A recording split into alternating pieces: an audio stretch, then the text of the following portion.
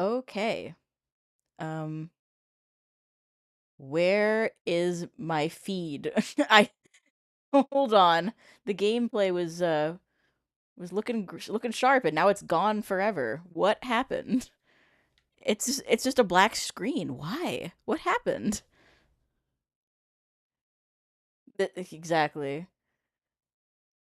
The depths of despair. Where is my where's the video? What has happened on this day? It's just gone dark instantly. How did this happen to me on this? Do I have to unplug my capture card and pop it back in?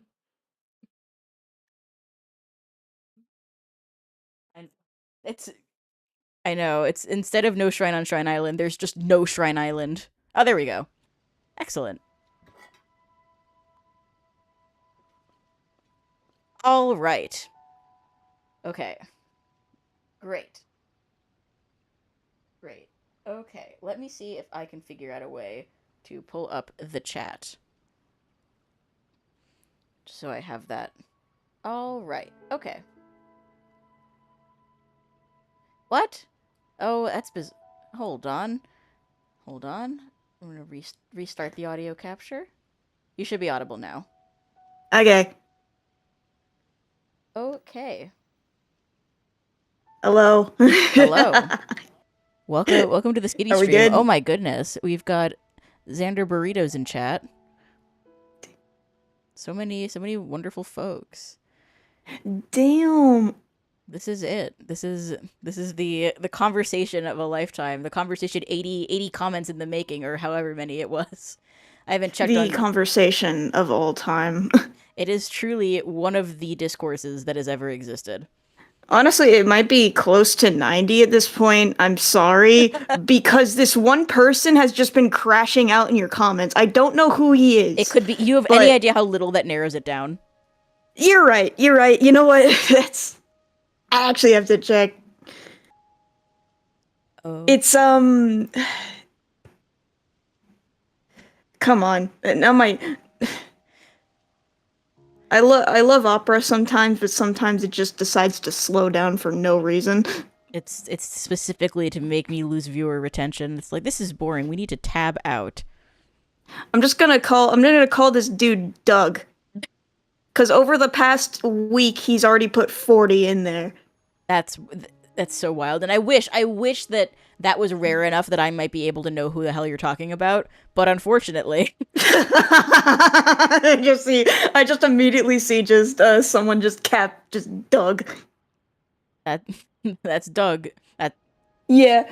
I all right. So The handle is completely different. It's just full of like XXXXXS, so you know this dude is stuck in the Xbox days. naturally, Uh, but he kept comparing TOTK defenders to Swifties and oh, even calling them Zwifties. unfortunately, brilliant. I mean, I've Doug Duck is canceled. No, no, I've had a no, similar. don't throw him I've in. I've had a similar experience. Well, I mean, I don't hate Taylor Swift the way I hate Tears of the Kingdom. Maybe if I did, I would be getting death threats of another Damn. variety. I kind of do. I live with a younger sister who got obsessed with Taylor Swift music for like a whole year, Whenever and then it I'm just dissipated. whenever I'm out in public and I hear a song on the radio that is just utterly unremarkable and completely middling, I'm like, this has got to be Taylor Swift. Every time. It's not even like her music is bad. It's just like unremarkable. It's like, well, this sure is a song playing right now. Yeah, this really is the song of all time. All right. Well, welcome everybody. I'm delighted to have Grey Clover on for a conversation about everyone's favorite game. Um, so I guess my first question is, what do you consider Tears of the Kingdom to be a finished video game? Yeah. So, what do you think about sort of the words from the developers basically saying that like we're not making DLC because the game is finished. We've told all the story we want to tell.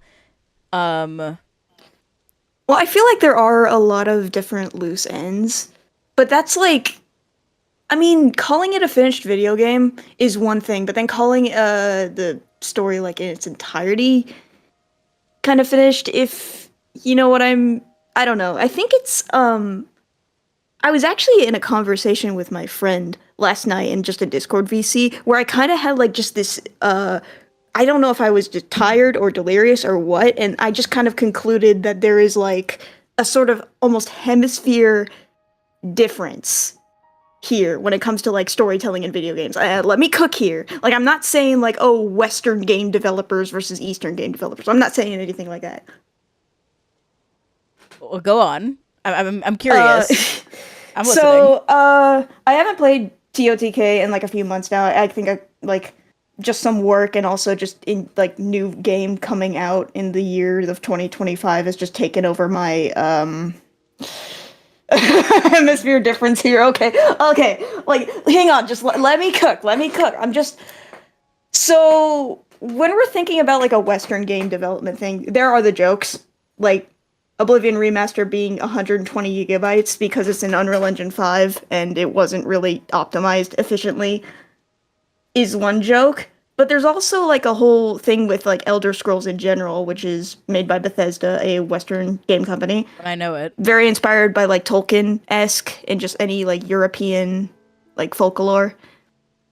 And the way that they tell their stories and how sometimes NPCs will just end up repeating themselves to where they will drill your skull with one point or another and just putting like they will say like, oh, these ruins or whatever were left by this thing of the past or whatever. These ruins were left by this person of the past, and it'll just keep kind of just repeating the same points with some new information over and over.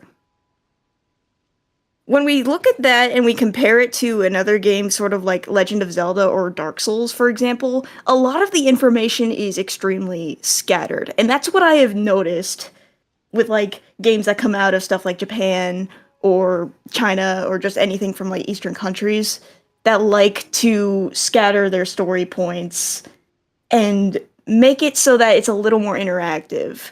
You could argue that this type of game stuff, game way of storytelling was like sort of I don't know. I just keep losing the words. We are live, people. I'm not reading a script. I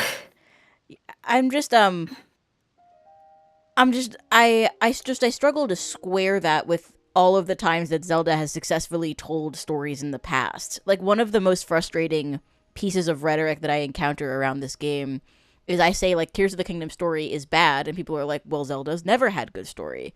And that's just false. That's a lie. That's just a lie. I mean, there have been complete stories in the past, but also details that are left, like, not... like, details that are, like, not, She's making properly put together.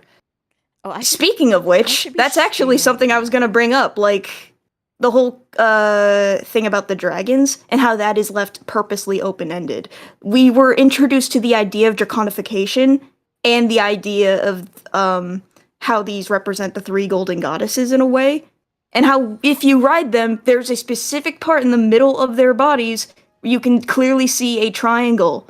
That's definitely true. But it's unclear if that's on purpose or if it's an Easter egg or if it's like there were a lot of things that seemed to suggest, for example, in Breath of the Wild, the Zonai ruins, you know, you have the owl, the boar, and the pig, which are, you know, both an allusion to the three root evils in Buddhism and also to the Triforce. But it doesn't go anywhere. Like, I think the existence of a triangle on the dragon's backs could mean something, or more likely it probably means nothing.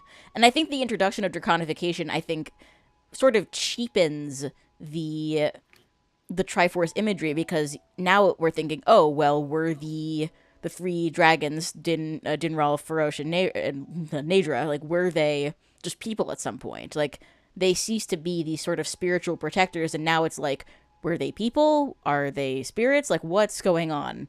And I feel like it's so emblematic of how the answer to all of these questions so often in this game is, well, who cares? It could be anything. I think it's open-ended to a fault. Like, I just wish they would have been willing to tell a story. And I think that, like, what do you think about the voice notes and, like, Age of Imprisonment? So that's sort of where I was going with the initial question, which is, like, if the Yeah. game sort of was telling sort of like a sort of if it was a cohesive experience that was like a finished product, why do they need a separate a separate game to tell the story that wasn't in the game to begin with? Well, game design takes like a pretty. I'm just gonna say this. I think just starting with the basic idea of just game design takes a long time, and I think my theory is that they saw how successful like Age of Calamity was when it came to Breath of the Wild's whole idea. I think they wanted to do Hyrule Warriors again, but like set it in this like new world because Breath of the Wild was like this whole new expansive take on the Zelda franchise. So they got with Bandai and they were all like, "Hey, let's cook something up here because we already did Hyrule Warriors before. Maybe let's bring this franchise back. Could we use this new world as like a good stepping point?" And it's like, yeah. So that's where the Age of Calamity came up. And then when Tears of the Kingdom and its discussion started coming around, maybe there was a contract signed or there was something discussed prior where it's just like, we're going to do this again, but with the sequel game, because I feel like there are more stories that could be told here. There is more gameplay mechanics that could be explored. And it's like, yeah, let's go. Like, because you got to understand that, that when Breath of the Wild came out, Age of Calamity was probably like on the table already. Because that's Well, we can't know that unless it's been confirmed somewhere in some sort of interview. Or... well, I'm just saying that is like an idea of just like how long development takes and how much time has to be put into all this stuff. Well, I guess but like there was a lot of time. I mean, I think about. Okay, hang on. Well, hold on. First things first. Yes, video game development takes a lot of time. Second, but the other thing is that you have this game that's being built on top of another game. And I feel like the argument for making a game like Tears of the Kingdom is you spent all this time making this world and this engine and you want to sort of flesh it out. But I feel like it was just maybe mishandled in the planning process or something, because instead of sort of being able to benefit from all of the work they had done before, they basically were like, what if we were... I think it was overly ambitious. I don't think the ambition paid off. I think it just sort of spread it thin to the point where it just felt like cheap and like it didn't do any of its big ideas particularly effectively, I don't think. Like, I don't think they used Ultra Hand very well in the game. I don't think the shrines were very good. I don't think the dungeons were very good. I don't think the combat is very good. I don't think the story is very good. And it's like, when you look at these things next to each other, like, you basically only have the moment-to-moment gameplay, which is fun. And I'll never begrudge people who enjoy this game or who find it fun to play, but, like, I feel like if you look at any of the individual elements under, like, any modicum of... like, if you put them under any amount of scrutiny, it just falls apart. Okay, I can kind of see the whole argument when it comes to, like, overly ambitious stuff, because I will actually somewhat agree with you on that. From a perspective of real-life connection and real-life events that have gone in the way, because I have the huge theory that COVID kneecapped this game. I know, big stretch to go by here. A worldwide pandemic impacting the development of a game? Wowie zowie, where did that come from? But, like, I think that, imagine, like, this game if, like, we didn't have, like, a worldwide pandemic going around, and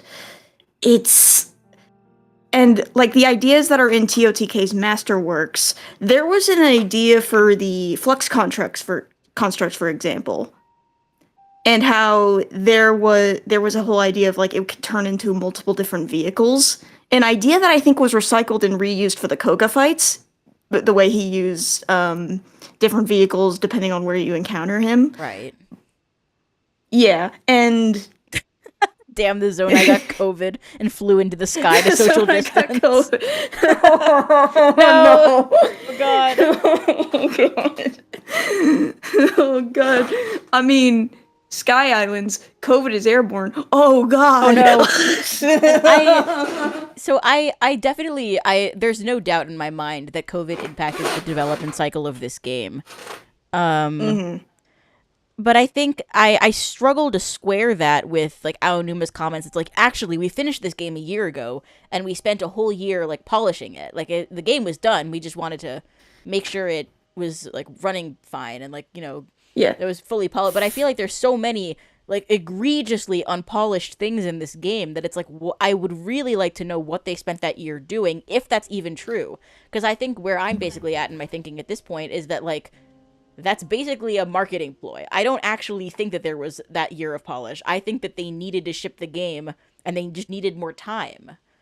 I think like Yeah. I think the likelihood of them actually having finished Tears of the Kingdom in 2022 and spending the last year on polish feels almost like it feels almost impossible considering like It's how the game it's not ended up exactly shipping. that it's not exactly that far-fetched when it comes to dealing with stuff like the physics engine and how, because I will tell you, as someone who has done work in Unreal and Unity, is that physics engines are a bitch. And sometimes they will not behave the way you want it to, especially in an Did you engine see built that? She from the just popped ground up. out. No more dragon, I guess. You're a polish, by the way. God. Evidently, you're No! like, Don't leave! no, come Don't back. leave! It's like, I don't know. It's not as egregious as the Sonic Frontiers port of Tears of Nintendo of the Nintendo Switch, but Yeah, I I just almost fumbled my fucking words. no. That is we are a happy word fumbling supportive community here in Skitty City. As someone who Yeah. mangles my words far more than I would like to. Yeah, I get that issue a lot. Sometimes I just fumble over my words so much that I will just get stuck in the scat man for a second. Exactly. Well, if the Scatman can do it, so can you. Yeah. I'm the Skitman myself. But The skit man. that's me. But I think like I- you know, but that's why you build a game on top of another game. Like I've heard, and I don't know, I'm actually not sure about this because I know very little about the back end of how video games run. I'm much more interested in like the excuse me, like the writing and the world building and the sort of creative elements of it. I'm not a programmer. I never pretend to be. But Yeah. I wonder, I've heard people say that the engine that Tears of the Kingdom runs in is actually not the same as Breath of the Wild. I heard that they ported it to a different engine.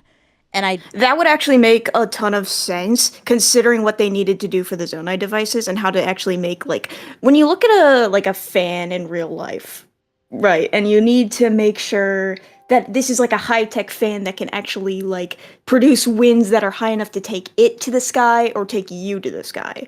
yeah. So you gotta think about like how the wind physics have to work. You Yes, gotta and think about definitely I how the weight distribution system works. The fact that that actually works in this game is actually a technical marvel from my point of view at least. yeah, and I think I have no doubt that that's true. I just think like a technical marvel in service of what? Like they spent all this time getting it to work and then like forgot to forgot to give you stuff to do with it.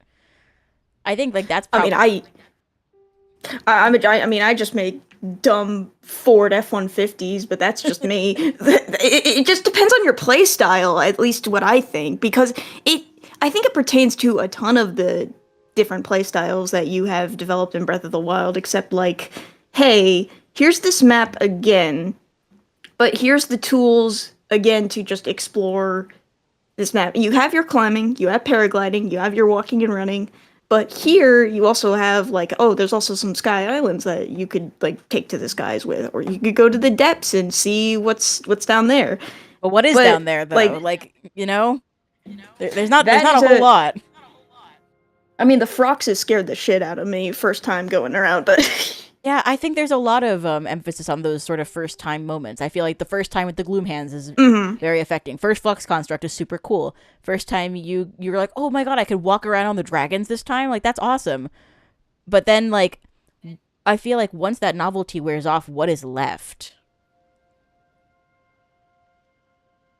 I think it's like a case of like playing the game differently. Like, I mean, people find their way to make fun with like a bunch of different challenge runs or trying to utilize their own like Zonai constructs differently in a way. Like, I learned recently that you can actually attach a homing cart to your shield and control the direction of your shield surf. Is that right? Which that's yeah, I think so. I think. Wait, I I'm mean, gonna let's. I mean, you know, I'm gonna I've got try it right I've got it now. pulled up. I got I don't have a Zonai shield. I got his own. I have his own night shield, That's so what I was. it's I was like, hoping I did it, but I do not. All right, let's. where is my homing It's carts? time to navigate the menu. All right, homing cart. Do. There it is. Fuse. I think it like depends on like the It's ground in a way. It's like the It doesn't seem to work super well, just from what I'm seeing. he is schmoving though. You Well, see him just like his sh- little he's tracks. well, he's moving less than he would if you were, for example, to fuse something like a cart or even a sled, depending on the terrain. Like, Okay, I'm not sure where I heard that. I'm skateboarding So personally. skateboard. I think yeah, that's one of the best actually things about this game is being able to grind on the rails. I wish there were more rails. I wish they built a world where you could do all the actually cool you know things what they that planned. would have. Like, Yeah, the rails were definitely underutilized in my opinion. Like the one time I end up using that was like on the actual Sky Islands, but like having Zonite ruins that just fell down with these different rails in place would have been actually pretty fun. Like, yeah, I wish that there. Well, what do you think about the decision to remove the Sky Island, like so many of the Sky Islands? yeah, here's my perspective from it, cuz I'm gonna be like a little bit of a parrot when I say this because you've heard all the tech bros saying it. This system, the Switch, is underpowered as shit. Yes, though I mean that. Like Oh, full. though the rhetoric around, or maybe I've said rhetoric too many times already, but like I think the sort of the way that people talk about it, it was never, in the interview, there wasn't like, oh, it was too technically demanding to have the extra Sky Islands. It was like the art team thought they looked ugly, and like they wanted the sky to not be cluttered. Which, I mean, when you look at it from like the idea of just like the sky being too cluttered to the point of the light engine not being able to handle it or cover up so much of the world that it just creates these dumb little shadows that could make the cell shading in the world a bit ugly. I just feel like you could pop that out. Like, so they have no shame about making things pop in and out of view all the time. Like, you could just have some Sky Islands appear the higher up you go. There could be a story reason for it. There could be like a cloud barrier type situation. Okay, yeah. I can definitely see that working. I think it was just the idea of just many of these sky islands would have like when it came to like popping them in and out to even register that to even cast to the specific islands.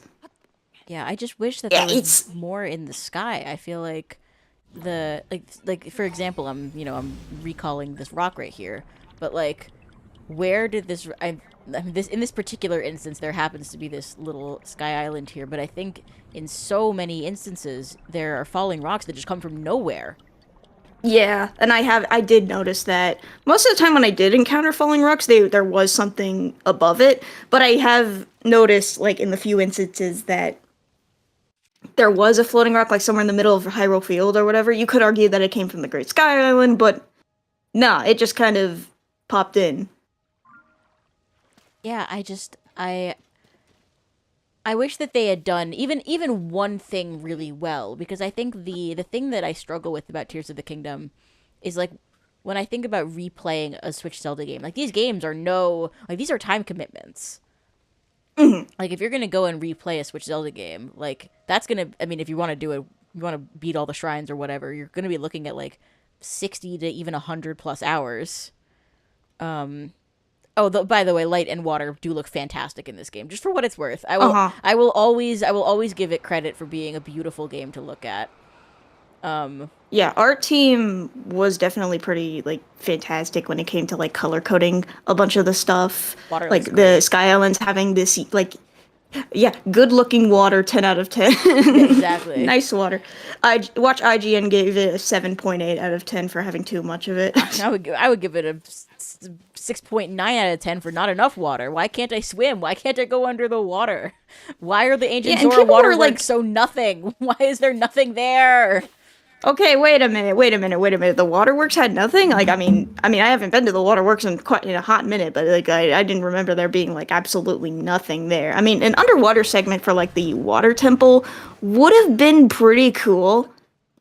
I think it's just the case of like when you've already committed to the sky, the depths, and the surface, and then just having something entirely like underwater. I feel like maybe that was an idea, but it got cut either for time reasons or for physics reasons. And physics reasons would have been a good idea, like a idea for that. But then again, it's like I don't know. It's like a case of waterworks that should have been a full dungeon. I feel like it could have been like the ice cave to the water temple, if you remember how that went in Ocarina of Time. Yes, I think Hayato and I have said this on stream a couple of times now that it could have also been interesting to start up in the sky, like if the floating scales island sort of led to a sort of puzzle that allowed you to sort of send a beam of light down to open like a cavern beneath their East Reservoir Lake.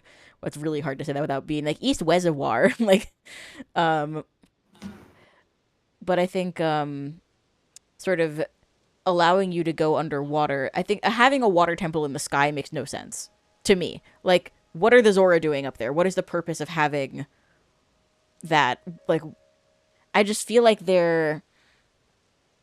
It feels like I'm playing a draft. It feels like Breath of the Wild 1.5.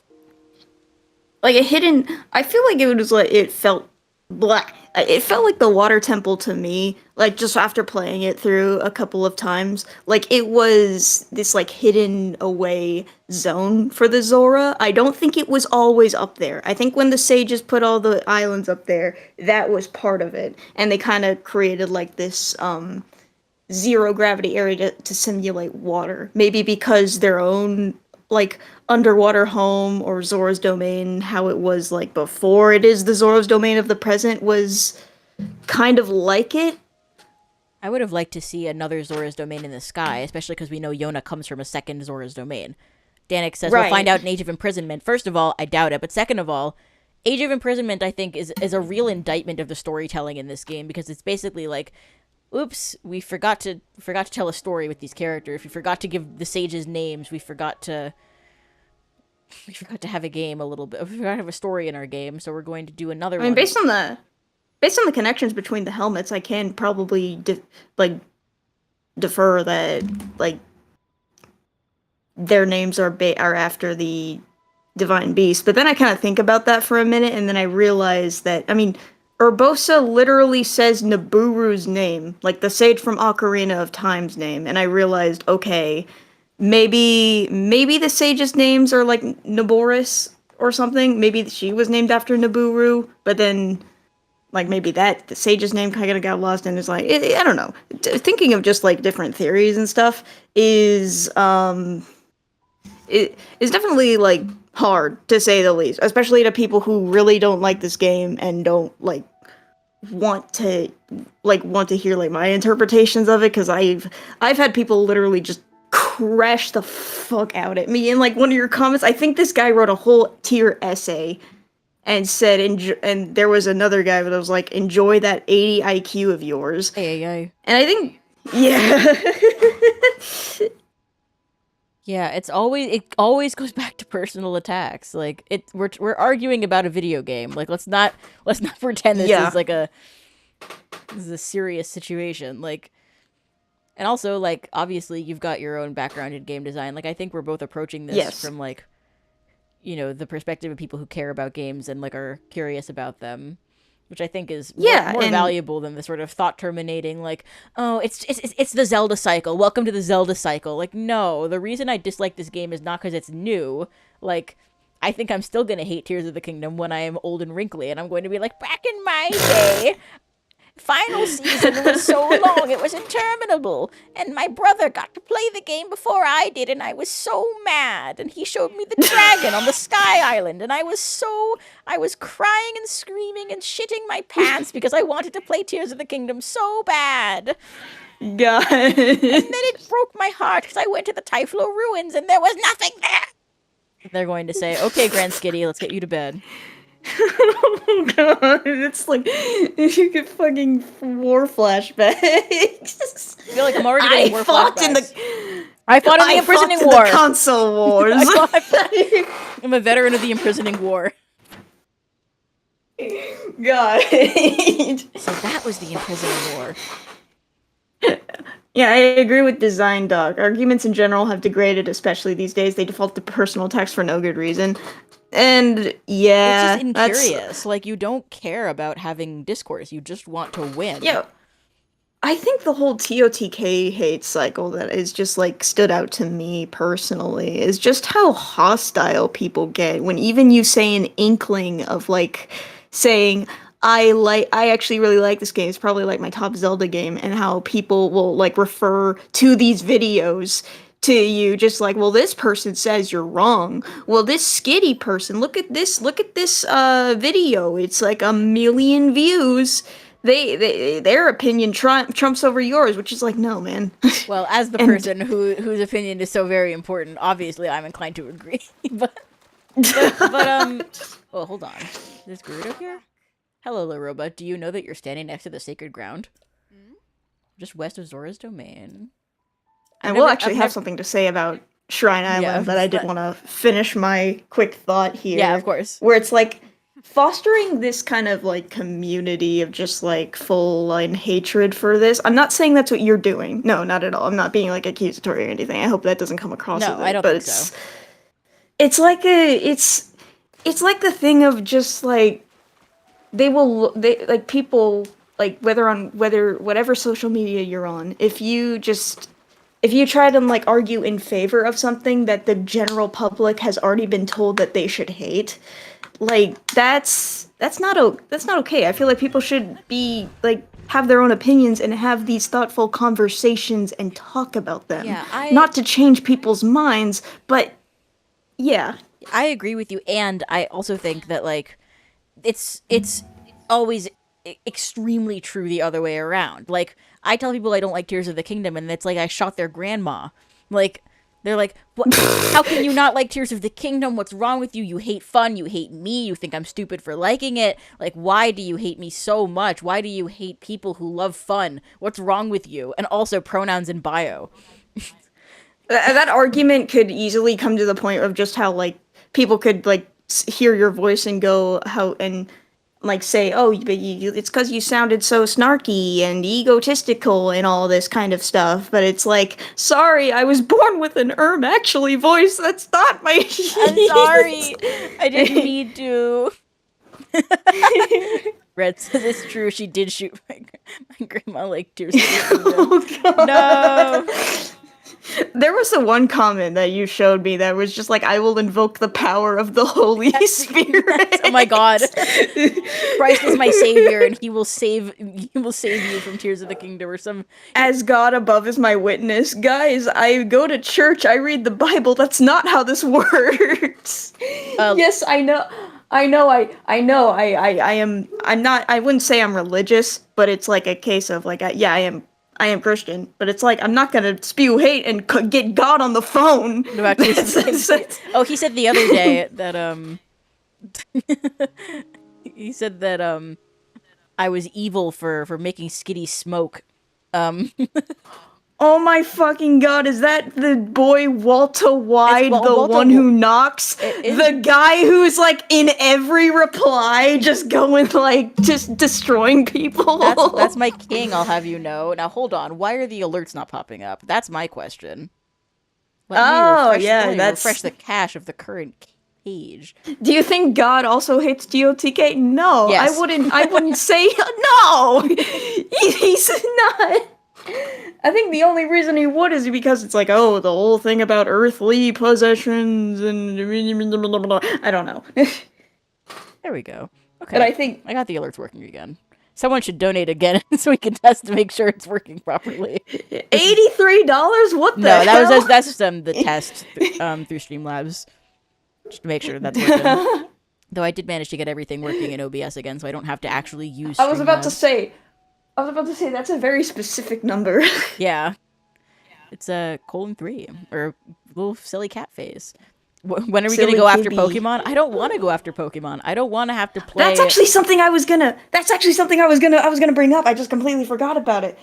The one thing that has just made me think of just how shit the Switch is when it comes to rendering stuff was just proven to me by Scarlet and Violet. Oh yeah. Yes, well, and Scarlet the Switch Violet's games in general. That's the thing, is everyone's like, when are you gonna make a 3-hour video talking about how much you hate Scarlet and Violet? It's like, at least I could play Tears of the Kingdom enough to Yeah.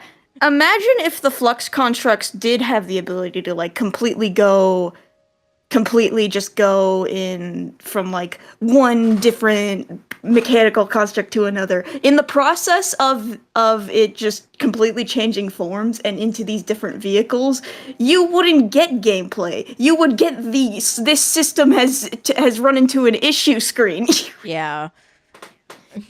God holds up Tears of the Kingdom. How dare you worship this pagan idol? I don't know. Rauru kind of looks like Baphomet when you think about it. Maybe Tears of the Kingdom is satanic. Whoa. Actually, not my argument, but a thing that some people seem to sincerely believe. Oh my god. Oh yes. Oh yes. Scarlet and Violet defense, not on your life. But what I was gonna say is that, like, at least I was willing to play Tears of the Kingdom for like 400 hours to make this video. Like, I would not be willing to play Scarlet and Violet the amount that I would need to play it to make a takedown video about it.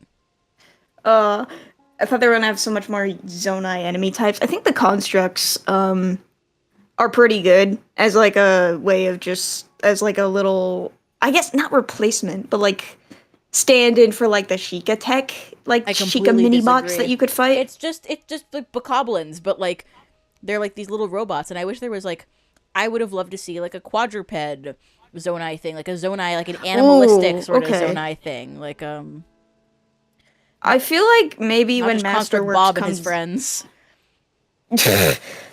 I just think they're goofy fellas. They're they have like all definitely these goofy. little different horns. I wish that that the non-hostile constructs had some more visual variety, because they do have their roles, the mining constructs, forged constructs. I said this in the video, if the culinary construct had a little chef hat, Tears of the Kingdom would be, maybe I'd bump it up to an 8 out of 10. The culinary construct? Let Rauru say fuck. Let Rauru say fuck. I have a small note stock on my phone of things they could change about Tears of the Kingdom to make it instant 10 out of 10, and that's one of them. Yes. Skitty, this is a game for all ages, Skitty. That's right. It's not a PG-13 game, Skitty. That's right, of course. How could I forget? Maybe you could throw in their own, like, it's like how Elder Scrolls makes up slurs like Enwa. Oh god.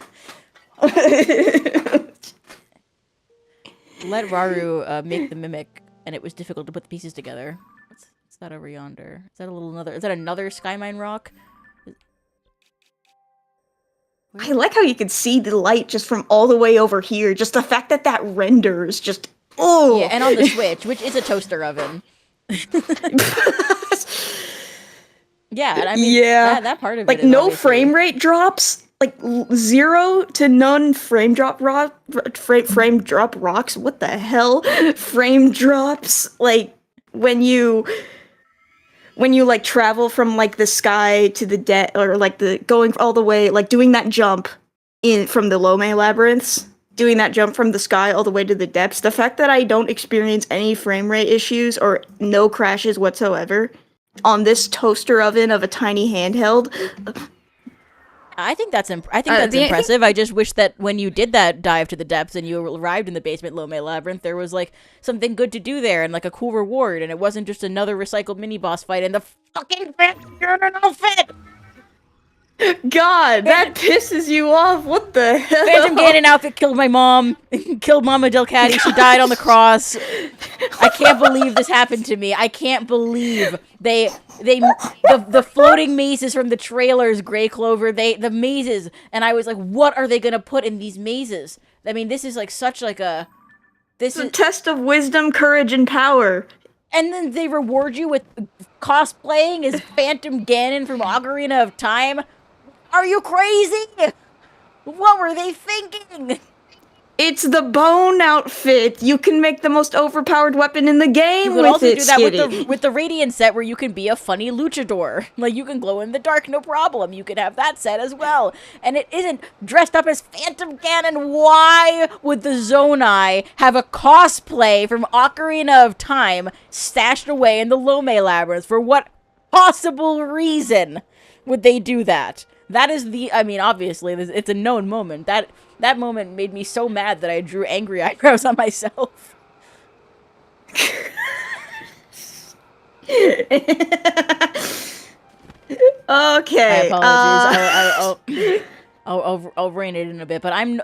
That's the thing. Everyone's I so will fixated actually on say Shrine Island. this. The Shrine Island did not make me nearly as angry as the Phantom Ganon pants. The It Phantom didn't- Ganon pants, like when I rewatched that clip from my video where I talk about finding that chest, I feel the heavy sigh, the pain of that moment. I feel it anew each and every time.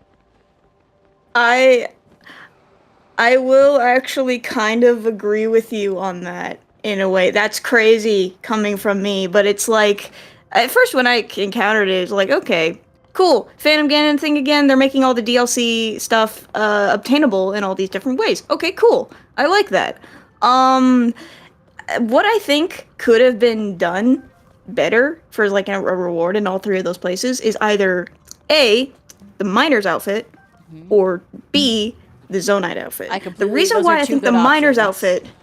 the miner's outfit would make more sense is actually because of a theory that I do subscribe to regarding the Lome. The Lome being implied to be a different type of like Zonai variant, and because Zonai means mystery. It's like a wraparound of an actual Japanese yes. word. Yeah. Well, and Lome does the exact same thing. Tomato, maze. yes. Well, that's sort of my argument against that. Is it's like, well, no, I don't think the Lome are separate people. I think it's called that because they wanted to call the maze like a zame. Okay, but why would they call them castles though? Who used those castles? We'll never know and because they what didn't is write the it. statue? What's the statue that you find with Joshua? What's the picture of the statue that you get for Joshua? That's not a human. No, you know that's not a Goron. I thought it was a Goron at first. It's the Magmas from Skyward Sword. You see. No, let me cook. It's the Magmas from Skyward Sword. Let me cook. Okay, cook. Number one, they're underground. Number two, Zonai have short legs and long arms, much like the Magmas. What do the Magmas give you in Skyward Sword? That's right, the Magma Mitts, which have long claws not dissimilar to the long nails that Link gets on the Zonai arm. Furthermore, the Magma are usually named after elements, like there's Zank and Knackle. You know, like they're named after minerals, much like Minoru. Okay, wait. Okay, the fact that I'm actually going to the depths right now just to go see that. Ever think about it like that? No, wait. I have it on my camera actually because I did that quest. Yeah. I never delete Zelda's. I never delete Zelda's pictures from my camera roll. I don't have the heart to do it. Of course not. I have the picture as well. Yeah, I mean they definitely are. They're somewhat rodent-like. They're also somewhat lizard-like. It's unclear, but we'll never know because they didn't put it in the fucking game or even in the Masterworks for that matter. Why are their legs backwards though? Why do their legs look like that? And why does the miner set look like a minotaur? Well, the miner set looks like an ant. You think it looks like an ant? Yeah. Hang on. Yeah, see? I think it looks like a minotaur. Like you see how the feet kind of look like hooves and the way that the ring in the not like exactly like a ring, but it's like the horns and how they dangle. Well, the horns I think are antenna. I think they're pretty clearly meant to look. They've got a mandible much like an ant. I think this is definitely supposed to be a bug-like creature. I don't think that the miner's outfit is meant to resemble the statues in the depths. It just doesn't, like, they do not look similar enough, in my opinion. It is a weirdly... this outfit is super strange, and I did dye mine pink. Yeah. I definitely don't think the ancient hero, like, is... They're saying the ancient hero is a Zonai. I don't think that's the case. No, they Zonais don't look like a tails. Zonai. They don't have tails. They don't have tails, or they don't have, like, those, like... animal-like feet. I don't know the That's proper true. Robber's got his like term dogs for out on that. the GSI, and they are human feet. So something I'm always wondering about. Another firmly held belief of mine is that the Zonite helm looks stupid as fuck, and they should have given you a cool pair of Zonite earrings instead. Yeah, I Like a mean, Zonite it kind of circlet of looks some similar sort. to like the armor that the Hylians were wearing in the flashbacks in the memories. Yeah, but the Hylians are crucially not those. Well, I guess they're Zonite, not necessarily Zonai, but I'm Yeah, definitely. no. I wish they added more earrings to this game. I'm a big fan of the different types of headwear. Okay, yeah, the earrings, the amber earrings, I definitely just take my time to just wear them. I I made used the to amber wear earrings in them real all the life at time. some point for a convention. I Yeah, I made. wore them all the time in Breath of the Wild I mean, they're also because I one thought of the they were a nice best. addition. They're also one of the best. Defense. Yes, Yeah. and you can't put the hood down in Breath of the Wild, which is another Tears of the Kingdom W is the ability to put down the hood. Yeah, I like Susie. She's really like I think she's meant to be just a satirist character for like how fashion is like, especially in Japan. I think Japanese audience definitely got more of a liking to that I than just like wish I knew the where she Western came from. audience. Why would they?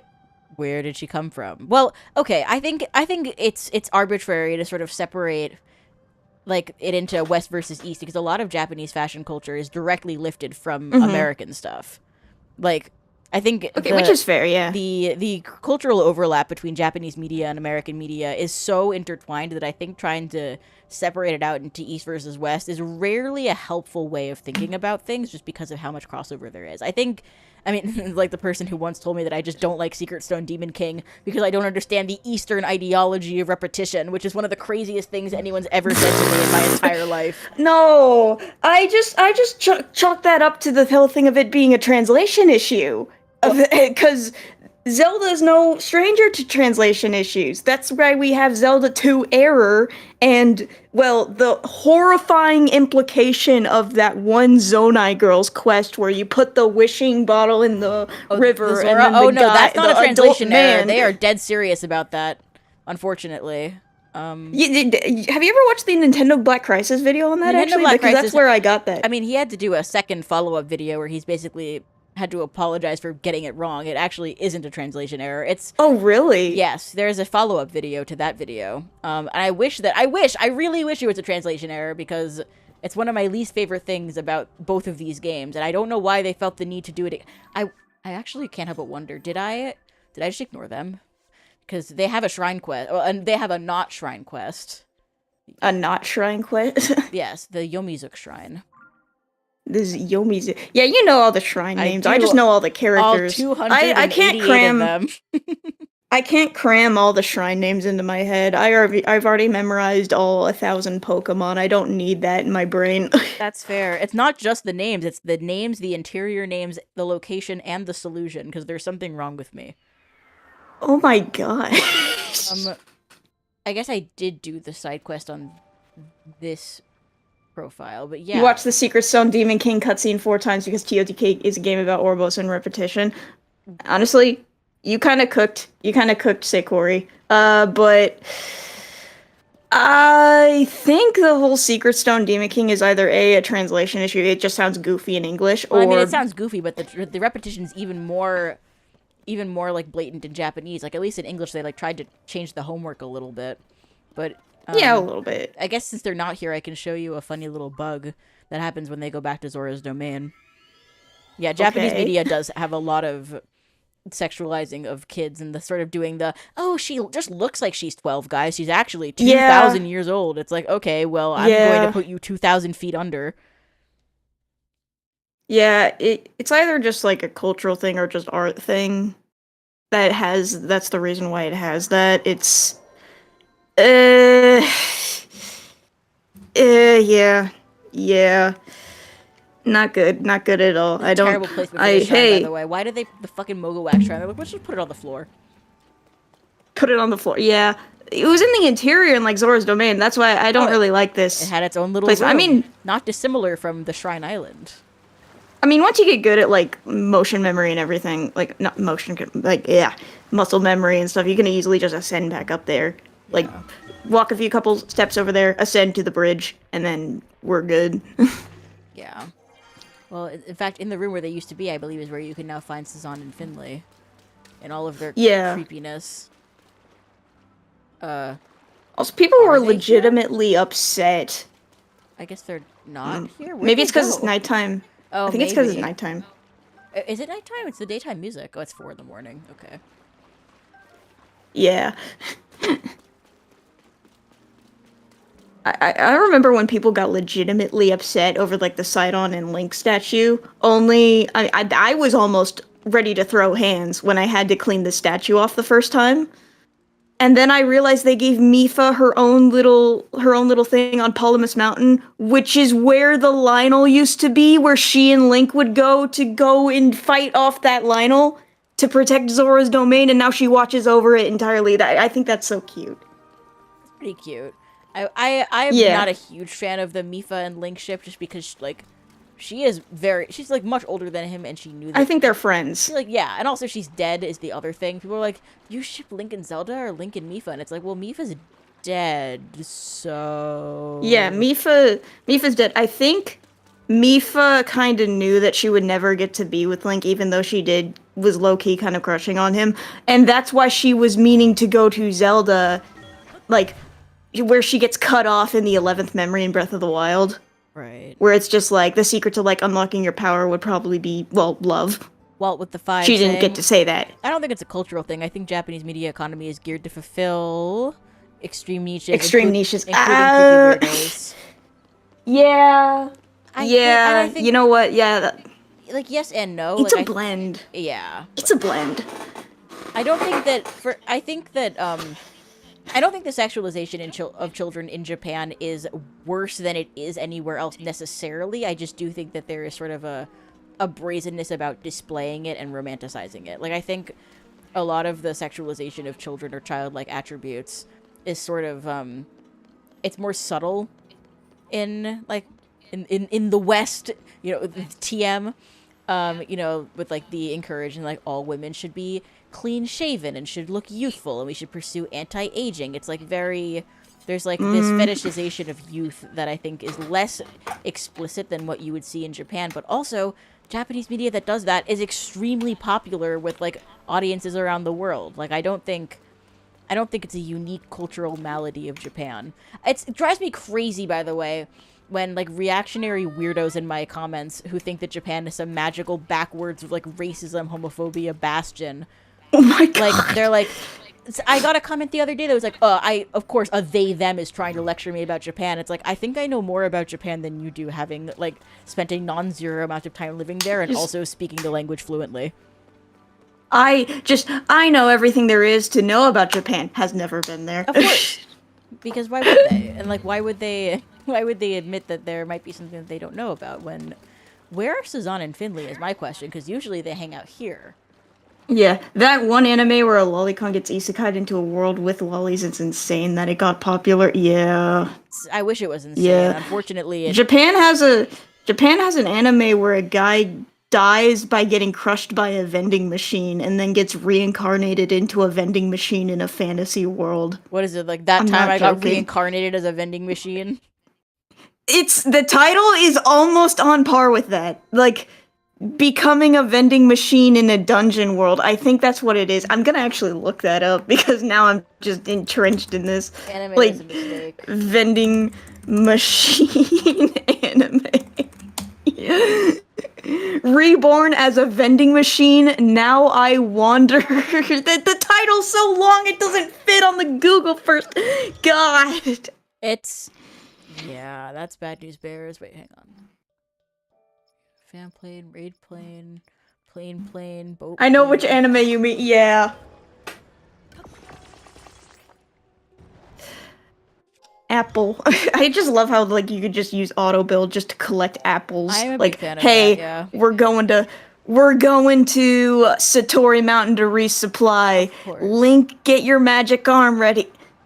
Oh, you built that thing? I see that all the time in shorts. Oh, just the with the spinny one. The thing with the The spinny one, Yeah. how you can traverse both land and sea with it. Like, Yeah, I fuck was finding Zelda. I'm finding the One Piece. yeah, I was showing it off because I remembered seeing a video of it at some point, but I couldn't remember like the name of the video, so Spinny. I just tried to recreate it.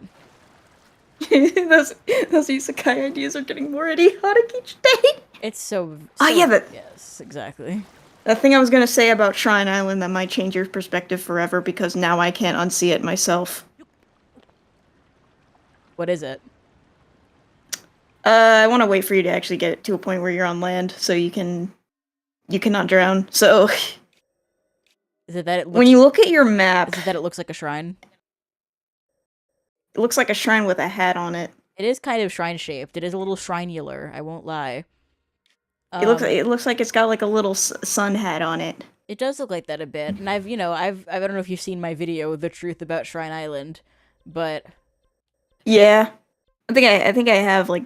I do believe that the actual explanation is that it is not necessarily named for the shrine, but is in fact a reference to Phantom Hourglass, which had which also had a shrine island, which would make sense because Bannon Island, Murkay Island, and Molita Island, I believe, are all in... Become an island, now a god of the sea.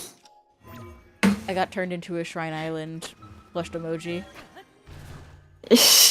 Reincarnated on Shrine Island, now I have a magical arm. That's how it happens. That is how it happens. I mean, you could argue that the Great Sky Island is indeed the Great Shrine Island for shrines where you get your magical rune powers. What is the Great Plateau a shrine island then? What is it? Some kind of shrine island? Some kind of Zelda cycle? Well, it's not an island. It's a plateau. Well, it's an island very in a sea different of land when you think about it. Island in a sea of land. That's not an island. It's not surrounded by water, or in this case, sky. Great Plateau is not surrounded by... I mean, there's water around the Great Plateau. Where? Like on one side of it. Well, it's not easy being the world's smartest person. So someone has to do the work. No, Tears of the Kingdom construction compares to the whale mobile. Like, yeah, and also with Tears of the Kingdom, have you seen the subreddit Hyrule Engineers? Of course. I think that there's almost never a practical reason to build any of the shit they build. But practical reason, it's for fun. They give you the option to do so. It's a game mechanic, and if you don't choose to engage with the game mechanic, you're missing out on the game. There are better sandbox games with better like mechanics that are actually like that encourage you to I am convinced that people who only use the hover bike and say, "Oh, there's no point in building anything else in this game," they're not creative. I'm not saying you're not creative. It's just like you. Well, I think it's too brother. But I feel like you would know this as someone who's done some game design work. That like one of the central tenets of game design is like stopping players from like ruining the fun for themselves. Mm-hmm. And I think Tears of the Kingdom just makes it so easy to ruin the fun for yourself. Like it's basically encouraged. Like the game does not. How so? Because like the way that resources work in this game, you are not encouraged to experiment and try different things. Like you just end up. What the fuck was that? You just end up in a situation where like. Sorry, I'm getting distracted trying to get onto this fuck ass contraption that I've built. The choo-choos want in. Right, the choo-choos want in, first of all. And second of all, it's just like people, they are, like, sorry, your vehicles, they disappear. Like, the enemies can break them. Like, they do so little in combat, they take up so much battery. Like, it's, I find the amount of work that it takes to, like, actually get the game to work with you with the building is just like it's like an abnormal amount of effort relative to like the reward. Oh, I think it's a case of like it just depends on someone's playstyle. Like, yeah, it's an optional thing for you to do. It's a game mechanic. It's there for you to do. It's like, okay, Here's my explanation. There's very little reason to build a cool Ultraman thing instead of just drawing a picture. This is a game. Creative builds are expected to have some interactive result, and they do. Like this thing, for example, it can traverse on both the land and the sea. It is the ultimate. It is the ultimate traversable material, and it's just fun to use. And that's just sometimes someone's playstyle, and people can just take that and go like, "Oh, but this is just Minecraft, but with a Zelda skin on it." It's like that's not objectively true at all. Minecraft has a very different playstyle than Tears of the Kingdom would. Minecraft at least has cool ancient civilizations that actually have some amount of story. Lol. Where do you find that? Except where you have to find a book. At you have to find like a book or like a book to find somewhere in the game, as opposed to a separate book that you have to buy for $70. By the way, you know how much the fucking Masterworks cost? Damn. Sorry, we couldn't put this information in the game. We have to sell you this book. We have to sell you this. What is this? Is a Five Nights at Freddy's School of Storytelling. Like, oh, just read the book. It tells the story we forgot to put in the damn game. It's like, you're treating this like it's like Balan Wonderworld, where the entire premise of the game is in a $30 book. At least this game does tell you somewhat of just like, here's the Zonai devices, here's how they work, here's multiple shrines that are dedicated to every Zonai device so that you can properly understand how they work. Well, the light never got a shrine. The construct head. The construct head never got a shrine. Yeah, but I don't think the cannon. It would have been really cool The if they had cannon. like a destructible shrine where you had to like, similar to the Toyasa shrine from Breath of the Wild, where you had all those breakable I think rocks. they would have. I think it would have been a little too close to the Fuse Shrine, where that's literally just take rock, put on sword, destroy. It'd been cool to have like a gauntlet where you have to like drive a vehicle that shoots projectiles or something. Or something. Yeah, there is a shrine where you actually are encouraged to use the homing carts. Yes. So I was just being a little bitch with them the whole time. The Maya Chideg Shrine, Proving Ground. Yes. The Hunt. Yeah. Proving Grounds are actually. Can I just say Proving Grounds are better than the repetitive Sheikah? Oh, no question. Ones. I've been saying this. The problem is you can't replay them. Like if you want to go do a test of strength again, you just can't. Not test of strength. Oh, you Proving can't. Grounds. Okay. You can't replay the Proving Grounds, which sucks because like, what if I want to try something different this time? What if I want a new strategy? It's like, nope, too bad. You have to start a new file, play through the fucking Great Sky Island. That is definitely disappointing. I agree with you about building being really pointless, but I do have to agree building is fun. I just didn't got around it till I beat the game because the amount of work was not worth it. Well, that's the thing is I feel like if you want to do what I'm doing right now, like this is fun. I'm having a blast. I'm having a ball driving my fuck ass boat mobile thing. But like I'm going nowhere and doing nothing, and the game's already done. Like, I'm doing this, it's pure intrinsic motivation, and I just wish that I can't help but wish that I was playing a game that incentivized this during the game itself. Like, what bodies of water am I meant to traverse with this thing? Like, what, the same rivers that were, like, in Breath of the Wild that have gotten no new content, and there's, like, not new aquatic enemies? It's like a whole, it's just, reusing this world could have gone so well if they were interested in expanding upon it. But they just weren't. And it makes me sad. Yeah, I feel like a lot of ideas definitely got lost along the way, which is definitely sad from a design perspective. Because you as a designer, you have to... They've drilled into me during college that as a designer, you have to accept that not all of your ideas will work, and not everyone is going to agree with your ideas. And most of the time when it comes to development teams that I'm involved to, we put things to a vote. And if that vote is in favor of no, let's not add this thing because it will take too much time, then most of the time that idea is either going to get shelved or just like discarded entirely. I wish that someone would have said no during the development of Tears of the Kingdom.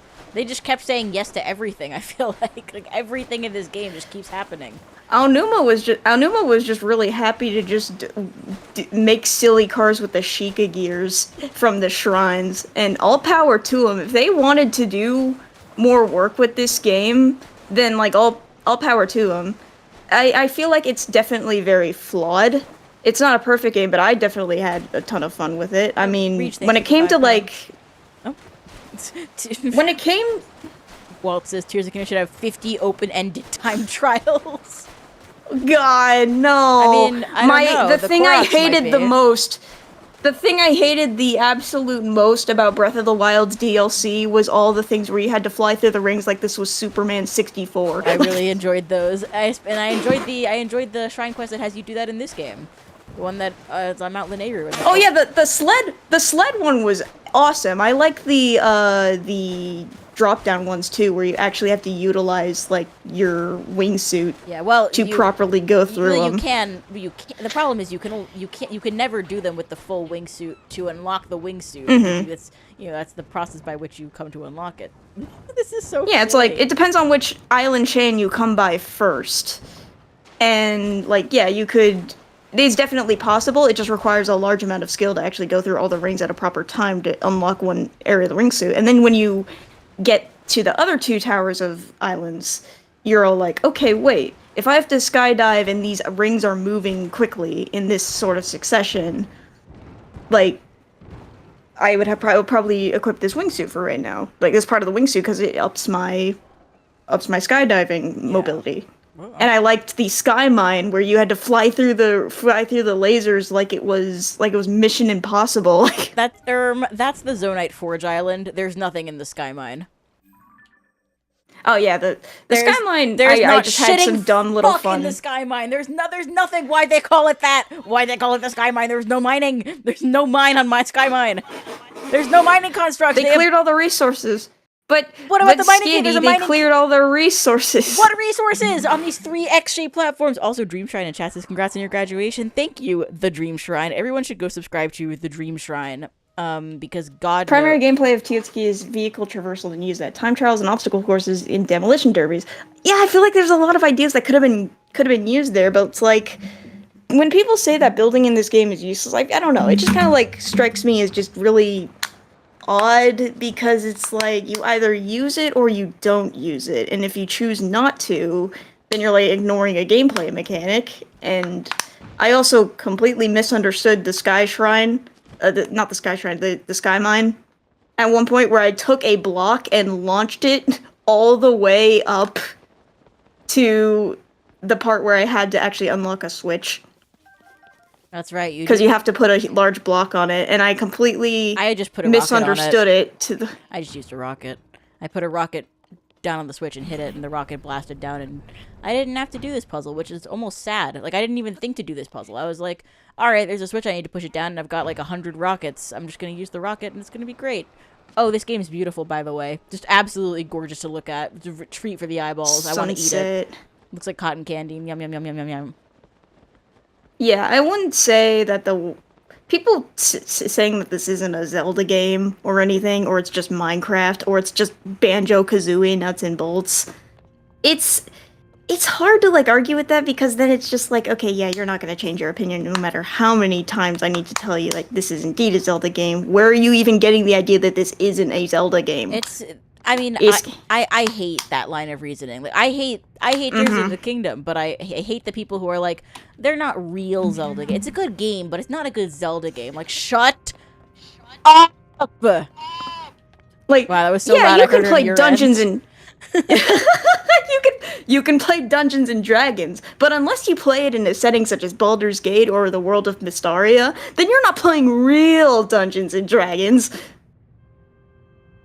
It's like that kind of line of reasoning, and I fucking hate it. It sure is a pretty game, though. Yeah, as you're slowly rotating. I love it. I love the slowly rotating, the beautiful sky. It's like the beautiful. It's like this feel spin meme. Yeah, exactly. I have heard people saying that Second Quest is actually a pretty good mod because it adds a lot of different challenge stuff. I feel like this game definitely could have benefited from Master Mode. I was so surprised that we didn't get Master Mode reused for this game. I was too. Like, they just print money. And like a Trial of the Sword, it'd be nice if they would fix the fucking Master Sword. You know that after the first time, I'm sure you know, but like after the first time your Master Sword breaks, it never gets the increase to the durability that comes when you fuse it ever again. Maybe it'll patch when the Switch 2 version comes out. I don't know. They didn't even patch the Breath of the Wild glitches. I think that's mainly just because They know. I would have rioted. They know people were gonna. They know Zeltic was gonna win bomb.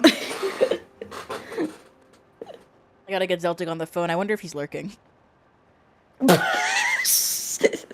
And I still like I still love the video clip of just Zeltic win bombing at the official Nintendo event. My king.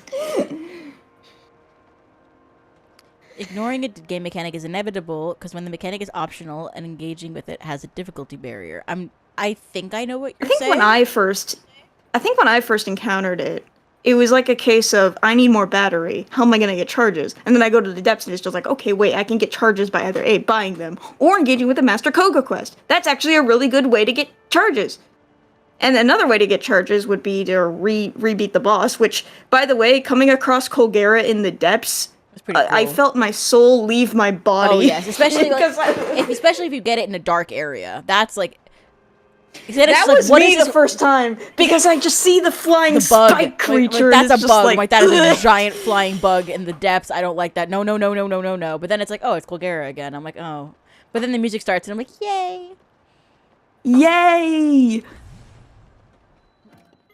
I did almost die to, like, some of the, like, tornadoes and Colgera boss fights, which I think is just like, oh, Colgera is so easy once you actually get the hang of it. It's like, I think the boss fight was meant to be more of just a love letter to Wind Waker more than just, it was meant to be a boss fight. It's a hard boss fight if your dad is putting his phone in front of your face and telling you to punch in your order on DoorDash while you're trying to play it. Which happened last week on stream, and I kept dying to Colgera, and it's like, I swear to God, if I was focused on this boss fight... I was wondering why you kept dying to Colgera. I didn't know if it was because you went into the fight with, like, 6 hearts. No, it's because I was Uber Eatsing on the final run when I wasn't looking at... Why didn't you pause? Why didn't you pause? Because I was trying to entertain the people, you see. It's hard being a famous streamer. But Skitty, did you even think about the fact that door dashing your order on Uber Eats would have been just as entertaining, because it's just, oh, my favorite YouTuber is door dashing. I mean, people watch Asmongold stream for a reason, so I'm still not sure what that reason is. I'm just saying. Wait, that's what I'm saying. Like, they will watch. No. I do love this shrine, by the way. It's one of my favorites. High speed. They need to have more zero shrines. Gravity they car. Need to have so many more shrines like this. I do have a clip of me at the end of this shrine trying to do a really cool, like, Dominic Toretto drift and jumping off the car into the shrine to get my light at the same time. But I ended up, because of the zero gravity and the way the rocket physics works, I ended up jumping off the car and then immediately running myself over. Uh-oh. See, that's where this game was at the strongest, is when they actually have you using the mechanics for fun stuff. Like, if they had a shrine that was like this, but, like, with even more destructible stuff, and you had, like, a cannon on the car, and you'd be, like, breaking through this and mowing down your enemies, that would have been awesome. But they didn't. They have this shrine, where you can very slowly drive your car through. I will definitely agree that there are way too many tutorial shrines. Breath of the Wild got one tutorial done in one shrine, and then they just have a multiple of different other tutorials. The reason why I think that's the case is because 7 combat tutorials. They made throwing materials and throwing weapons 2 different shrines. I didn't even realize that until my second playthrough in. And they have ground archery and air archery as 2 different shrines as well. Yeah, I will definitely agree that that was not a good idea when it came to running shrines. I don't know. Yeah, that's what I did. I run myself over. I was trying to see if I could recreate it. It was during, like, my first ever time in that shrine, and I just clipped it forever, and now it's in my Switch memory, taking up a gig of storage, because yippee, Nintendo Switch. Crumbly Plumbo with the 5 saying, if you played Gmod, you know how much this game's building system sucks. Well, I haven't. I think Hayato and I are planning on streaming Banjo-Kazooie Nuts and Bolts at some point in the near future. Yeah. Because I do own that game.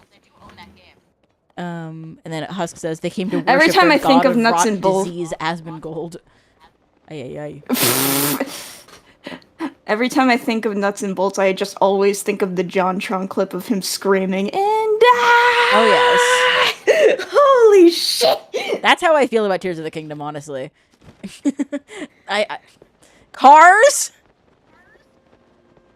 Yes, YouTube chat does have an experience system. Benjamin, it's not that my chatters have too much money. You're just 11 years old. You guys have too much money. No. They have.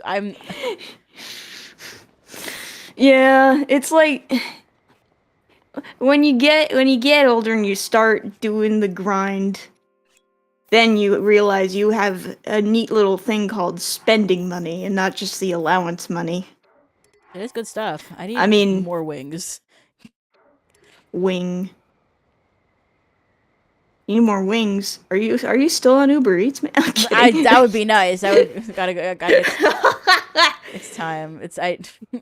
There should have been a DoorDash mini game in Tears of the Kingdom where you have to build a car and get people their imagine orders. Imagine instead of it's the Korok like when quests, you do, but actually good. It's like if Tears of the Kingdom. Okay, wait a peak. minute. That's actually gas though. Someone needs to make the Uber Eats mod for DoorDash. Someone called Chubby Bub and like eChocolat. I mean, people make crazy mods all the time where it's like there was an entire Oblivion mod where you could order a Domino's pizza. You could just order a Domino's pizza while in the game. It actually connects to a system of code in which Hello, Toucan Can. You can actually order Holy crap. For real, Nuts and Bolts is a pretty damn games, and I'm tired of pretending it's not. It's like, hey, yeah, if you like the game, you like the game. People saying like, hey, not my genre, it's fine. Like, I don't really like visual novels all that well. I just wish that people wouldn't immediately default to like it's not for you, because I loved Breath of the Wild. If it's like, oh, you just don't like Zelda, you just don't like no, I do like Zelda. I don't like this game because I love Breath of the Wild. Like, it's this like, oh, it's like you're a fake fan or whatever. Like, no, I think I'm not a fake fan. In fact, I think I am in fact quite a real fan. I dare say. Real. I'm the realest Zelda fan to ever exist. Nobody has spent more time thinking about Tears of the Kingdom than this plush.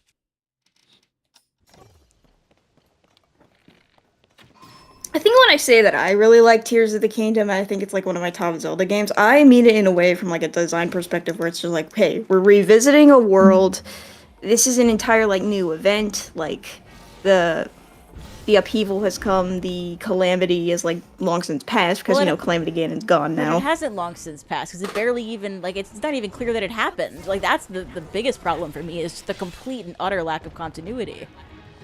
There's a lot of different like ways in which it is brought up. Like you have to go teach kids about it in Simon's classroom. Well, you can. And first of all, that quest does not even like it takes until after you. First of all, that quest sucks like mechanically because it's just going back and forth between Kakariko and Hateno. Oh.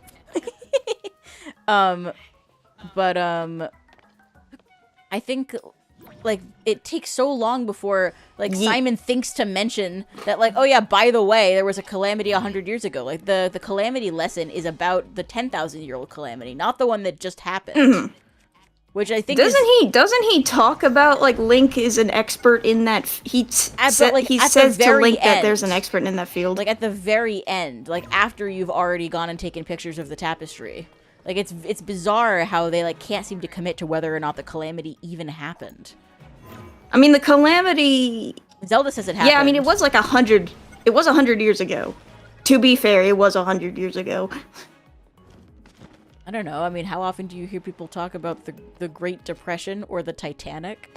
100 years is really. I mean, by the way, I think this is a criticism I have for Breath of the Wild as well. Is that just 100 years is not that long, like.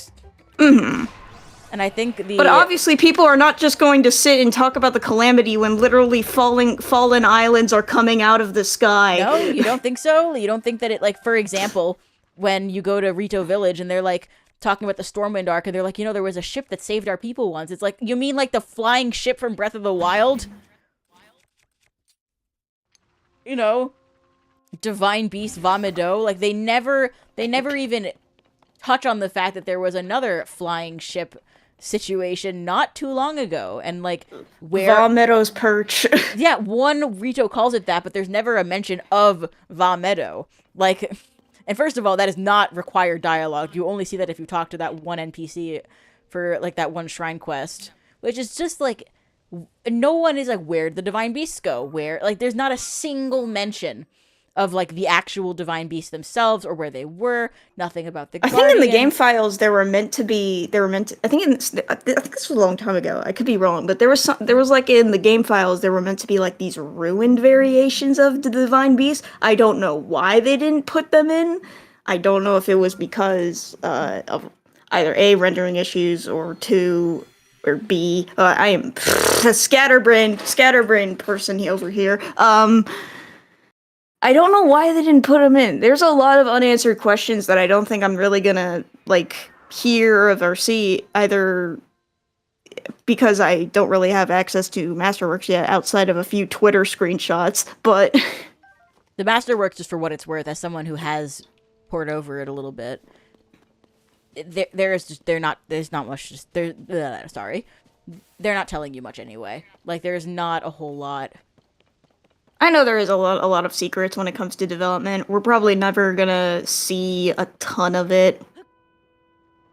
And that is definitely sad that it is pretty, like, closed doors when it comes to this type of stuff. But again, like, NDAs exist.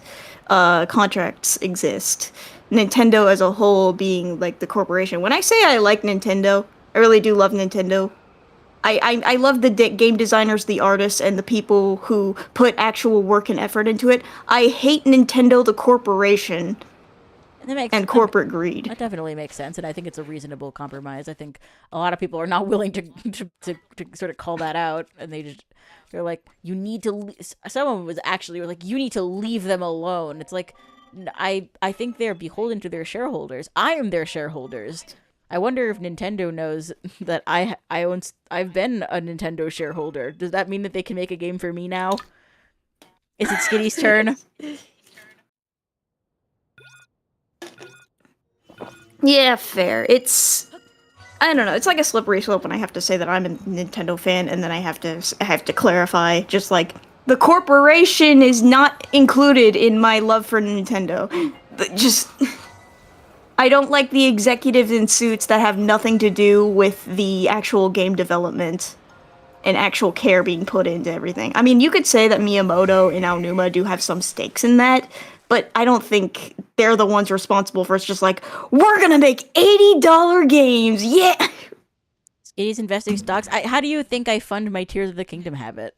I have to eat a whole bowl full of cereal. Wait, okay, does someone have that image? I've been looking for that picture for so fucking long. That's like, when is Nintendo going to bring down the price of Breath of the Wild? A person eating a bowl of cereal, but like, instead of cereal, it's Breath of the Wild cartridges. Have you seen that picture? I think I have a recollection of what that image is. Breakfast is really expensive now. And it's just like someone eating a bowl through a bowl of Breath of the Wild cartridges. No, but I did find a meme of Link holding a bunch of, like, simmered fruit and saying, "Oops, all hearty simmered fruit." That's so true. I mean, they got rid of the durians though, at the very least. I have a theory as to why they got rid of the durians, and the reason why there's so many, like, tomatoes and pine cones. Not only a game balancing issue, but also they put it in for I hate where I learned this, and I hate where I began actually thinking about it, because it came from an IGN short out of everything. Oh dear. I think it was IGN, but they kind of theorized that the reason why there's a bunch of tomatoes and pine cones all over the place is not because of the upheaval. I don't think the upheaval just spawns tomatoes, but it's because of the season. Okay, possibly.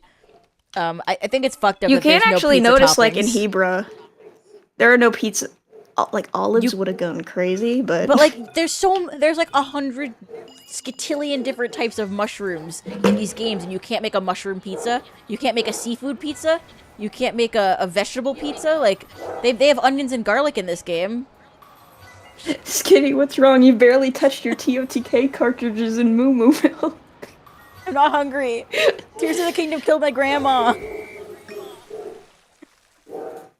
I'm just What's here the dog like doing? crunch. I'm just my poor German Shepherd. She's busy protecting my house from the evil mailman.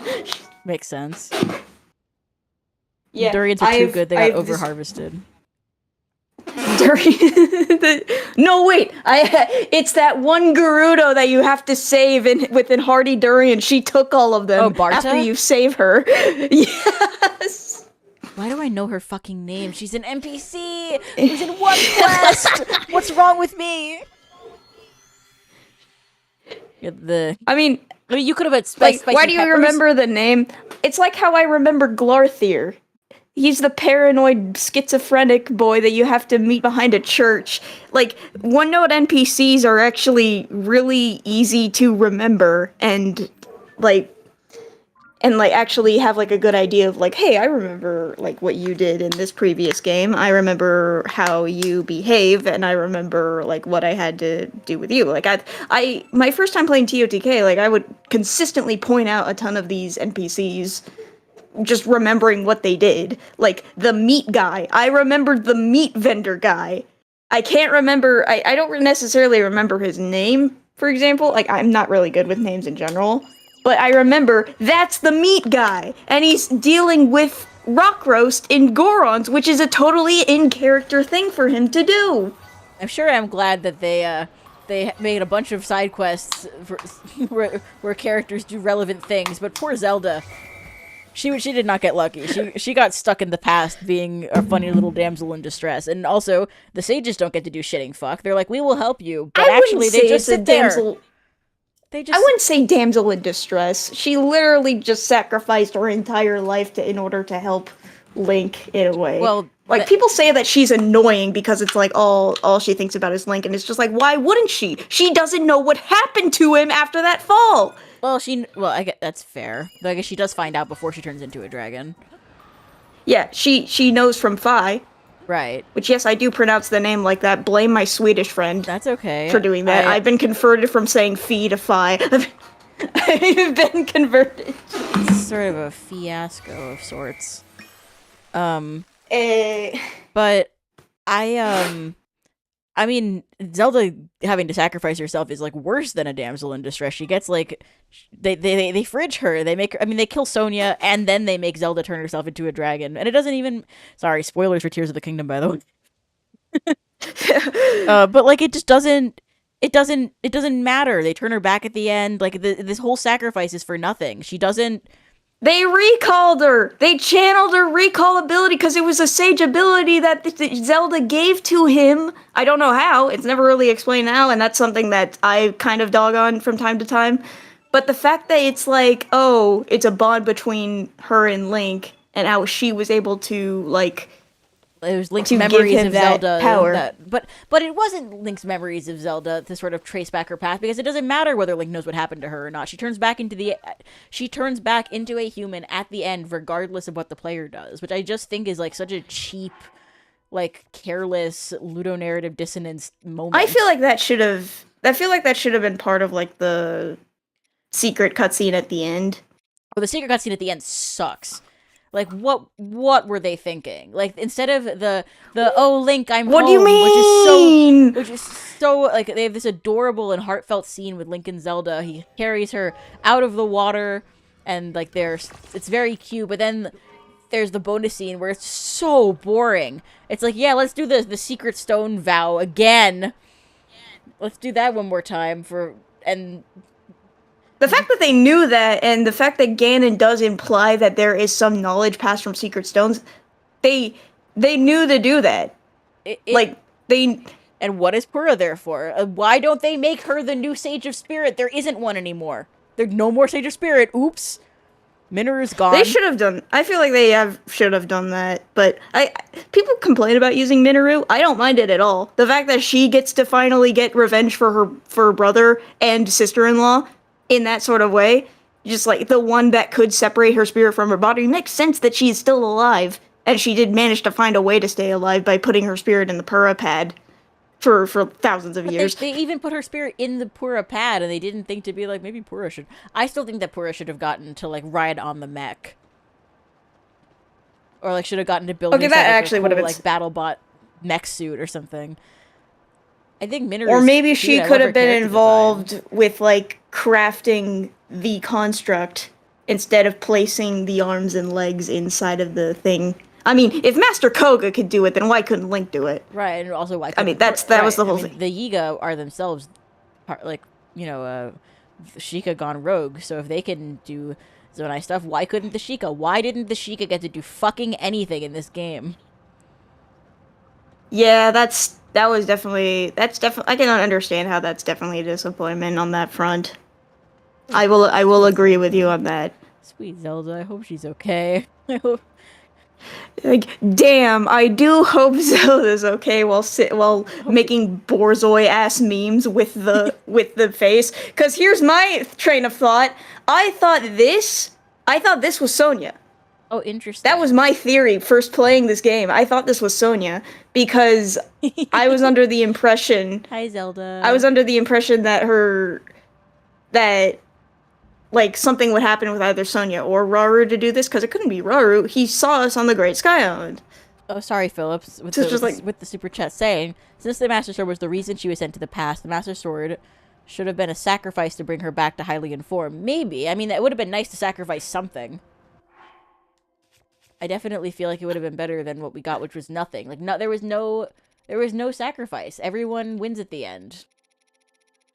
I mean, that my little brain, my little lore caring brain was really happy when she referred to the Master Sword as she, not only because it confirmed that the Master Sword does indeed have pronouns, but it refers to Fi, Yeah, who's inside the sword. The dragons have pronouns in Tears of the Kingdom too. W Tears of the Kingdom for giving the dragons fucking pronouns. They did say that. Yeah. What was the mother goddess statue? You, We're like, seek the mother. spirit Dinral as she flies through the sky, wreathed in fire. Like, okay, sweet. And the mother goddess statue being where you get the white sword of the sky. Even if it is just a copy of like the white sword of the sky, because a copy of the goddess sword. Yeah. I like to think that it is, and it's not actually the white sword of the actual goddess sword. Yeah, of course not. But the actual goddess sword is the Master Sword. I have a theory that the goddess sword is actually Zonai tech. What? You know, the Zonai lived way, way, way, way, way after Skyward Sword. Like, Skyward Sword was way before everything. Like, going after the idea that the Zonai existed before Skyward Sword, well, and we see the past of where it was. If the Zonai are the Magmas, I guess they would have been in Skyward Sword.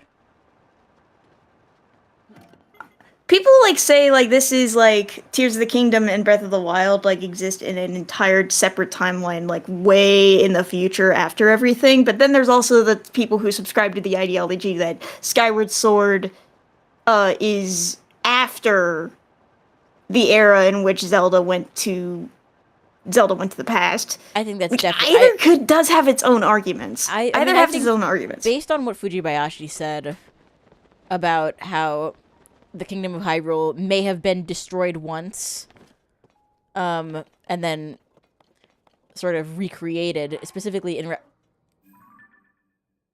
What? Why is it so bright in the goddess statue room? What's going on in there?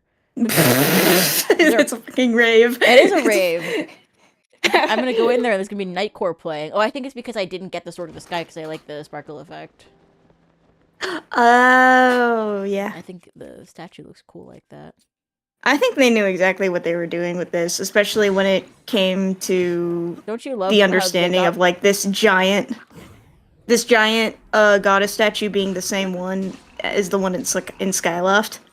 Yeah, it would have been cool if they had any sort of reverence for the serious history beyond just vague references. Well, hey now, the exact same creative and design team who worked on Skyward Sword also did work on Breath of the Wild and Tears of the Kingdom. I mean, that much I know. I mean, but Fujibayashi also directed the Oracle games, and those games have nothing in common with this one. Except for the bad user interface. Yeah, I would love a remake of just the Oracle series because they seem really fun. They're so based good. on what I've heard. I played them on NSO over the summer. I really enjoyed them. Well, there goes my fierce deity sword. No.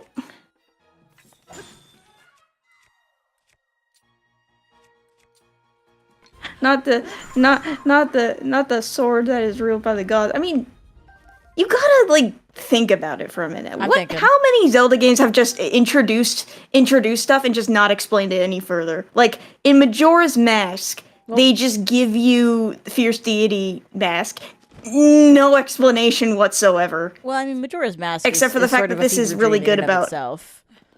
And I think, well, I mean, which is fair. There's also definitely, and people still refer to it. As a sequel to Ocarina of Time. Well, if nothing else, which, based on the logic, it's definitely a thematic sequel to Ocarina of Time. There's no doubt. I mean, first of all, it takes place immediately afterwards, and it shows Link leaving Hyrule. And second of all, Majora's Mask is fundamentally a story about trauma that was incurred during the events of Ocarina of Time. Without Ocarina of Time, Majora's Mask would have never happened. So, and I think specifically is Link's memories of the people he met that sort of make this like trauma soup that you play through in Majora's Mask. I think like Majora's Mask would have been impossible without it following Ocarina of Time. I think I mean, I personally think Termina is an entire separate reality. Yeah. That can be changed and morphed in depending on a couple of things. Yeah, I don't think I subscribe to the Hyrule Encyclopedia idea that it was like created by like the Skull Kid, but I definitely think Termina is more of a concept than a real location.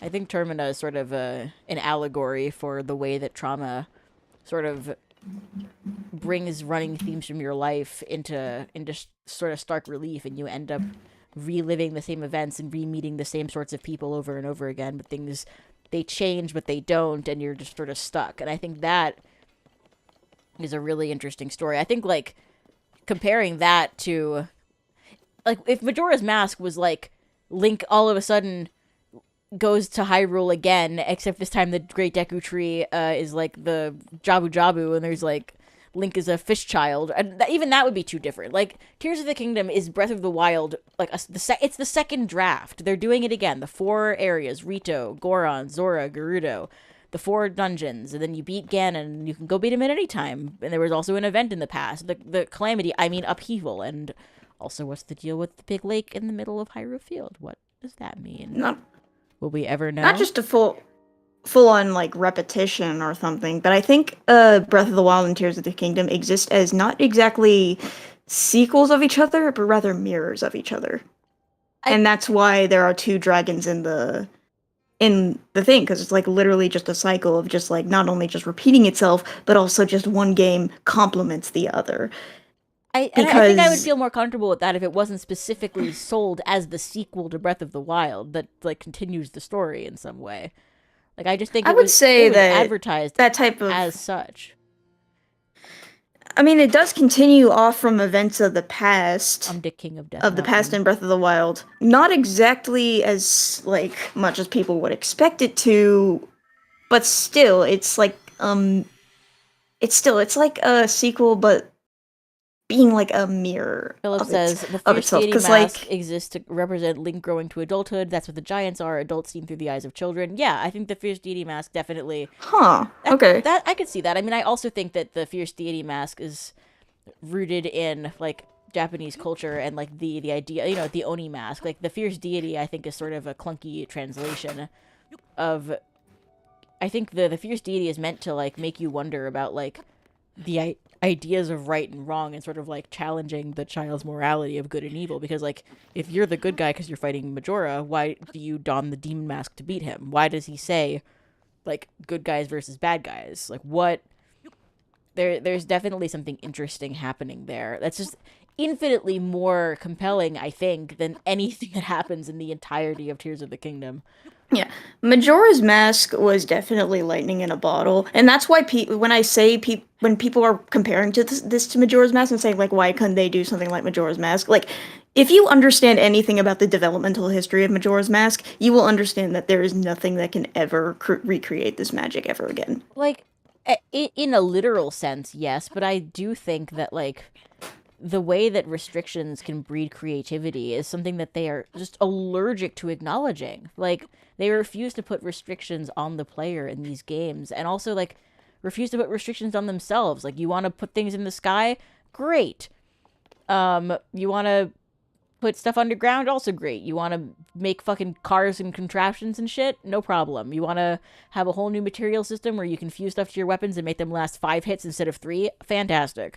And it's like, but none of these things are cohesive, and none of them make for like Majora's Mask. The thematic elements are tied in with the gameplay. Like, Link, who is traumatized and stuck in this loop, is literally reliving the same 3 days over and over again. Like, the gameplay and the story and the characters and the themes and the side quests, they all come together to create this cohesive whole. I feel like Tears of the Kingdom is, I disagree that Tears of the Kingdom is like Minecraft, but I do understand what people mean when they say that, because it does feel like it's just like, go here and do this because you can, which just is not nearly as compelling as the setup for something like Majora's Mask, or for that matter, something like Link's Awakening. I think they just need to get out of Hyrule. I'm sick of Hyrule. Yeah, this version of Hyrule is definitely on its way out. I'm sick of Hyrule, period. Has been saying. What? Oh, yeah, you want to... Like, I think Alnuma has said that they're definitely, like, going out, like, doing a whole new Link and Zelda.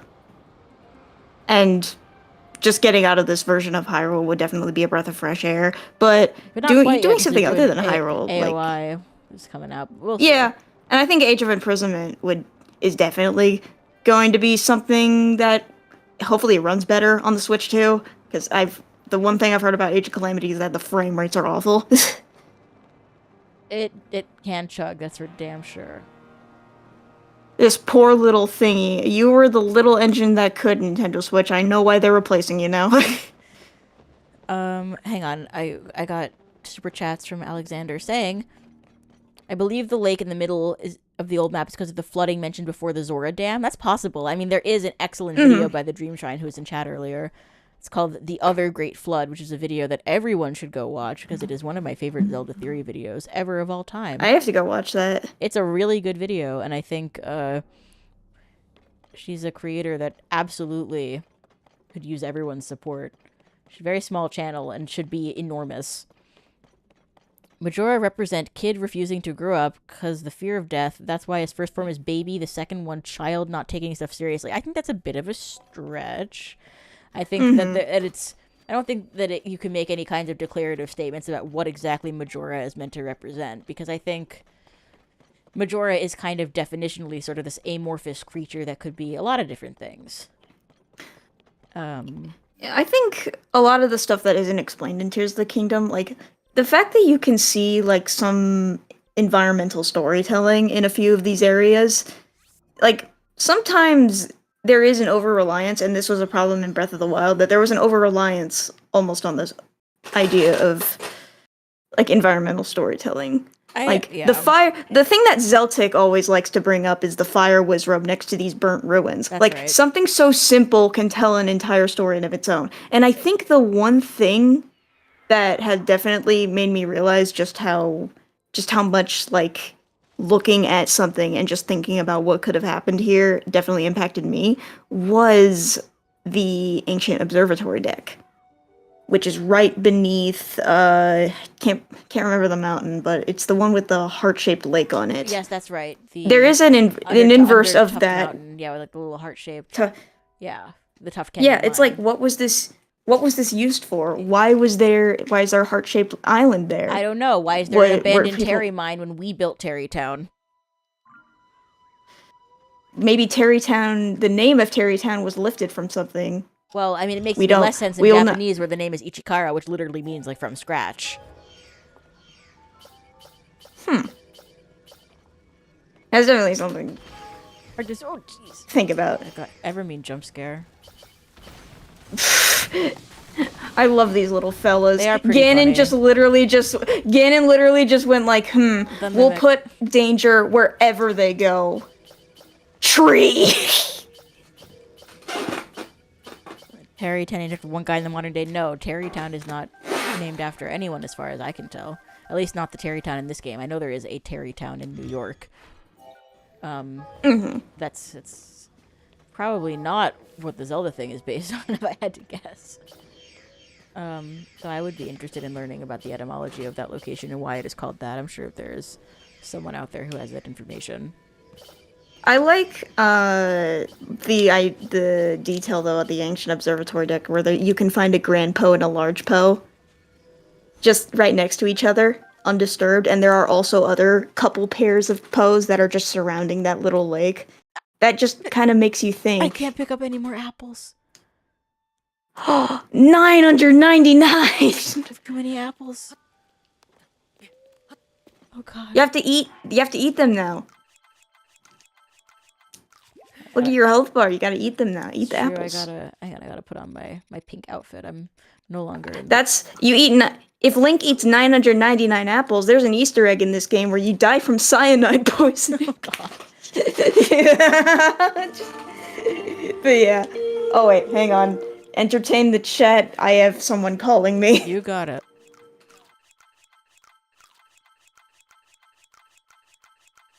This is gameplay.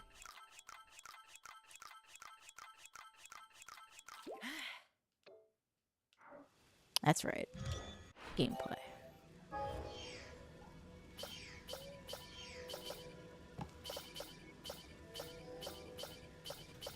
Zelda's a terrible leader as she was unable to start any sort of restoration efforts in Tears of the Kingdom.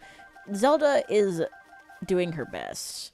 And she didn't even get a chance. I don't think we should blame Zelda the character for bad writing on part of the game designers. If Zelda the character got any sort of actual agency, this kingdom would have been run in ship shape. Unfortunately, they were allergic to letting her do fucking anything.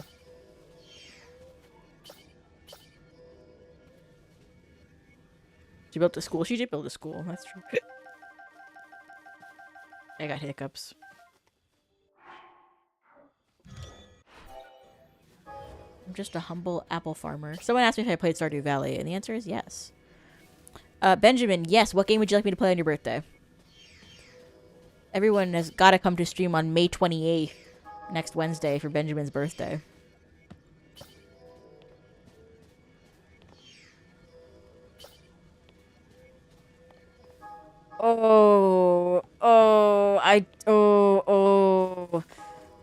I'm not gonna play Elden Ring on stream. I'm sorry. When I play Elden Ring, it's gonna be by myself in the comfort of my own home, without anyone watching. You can request basically any non-Elden Ring game.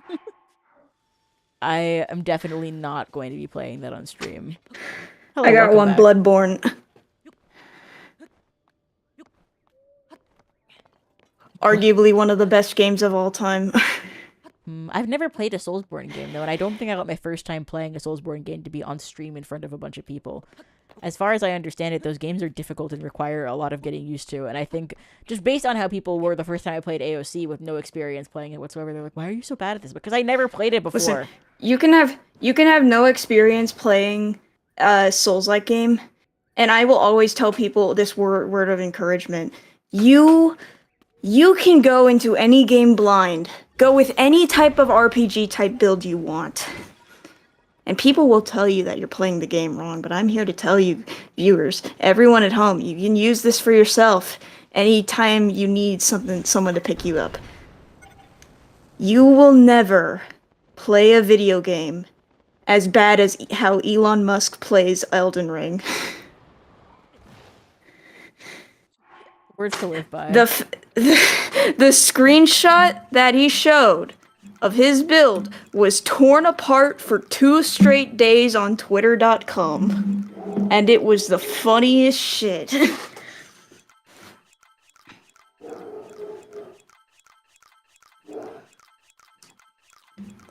Elon Musk hate, yes, hell yeah. We love to traffic in that on this here stream. Here in Skitty City, we are not a fan of that guy. My apologies. Crypt of the Necro Dancer is neat. Yeah, I heard the new game that literally has Pepino DLC is also really good.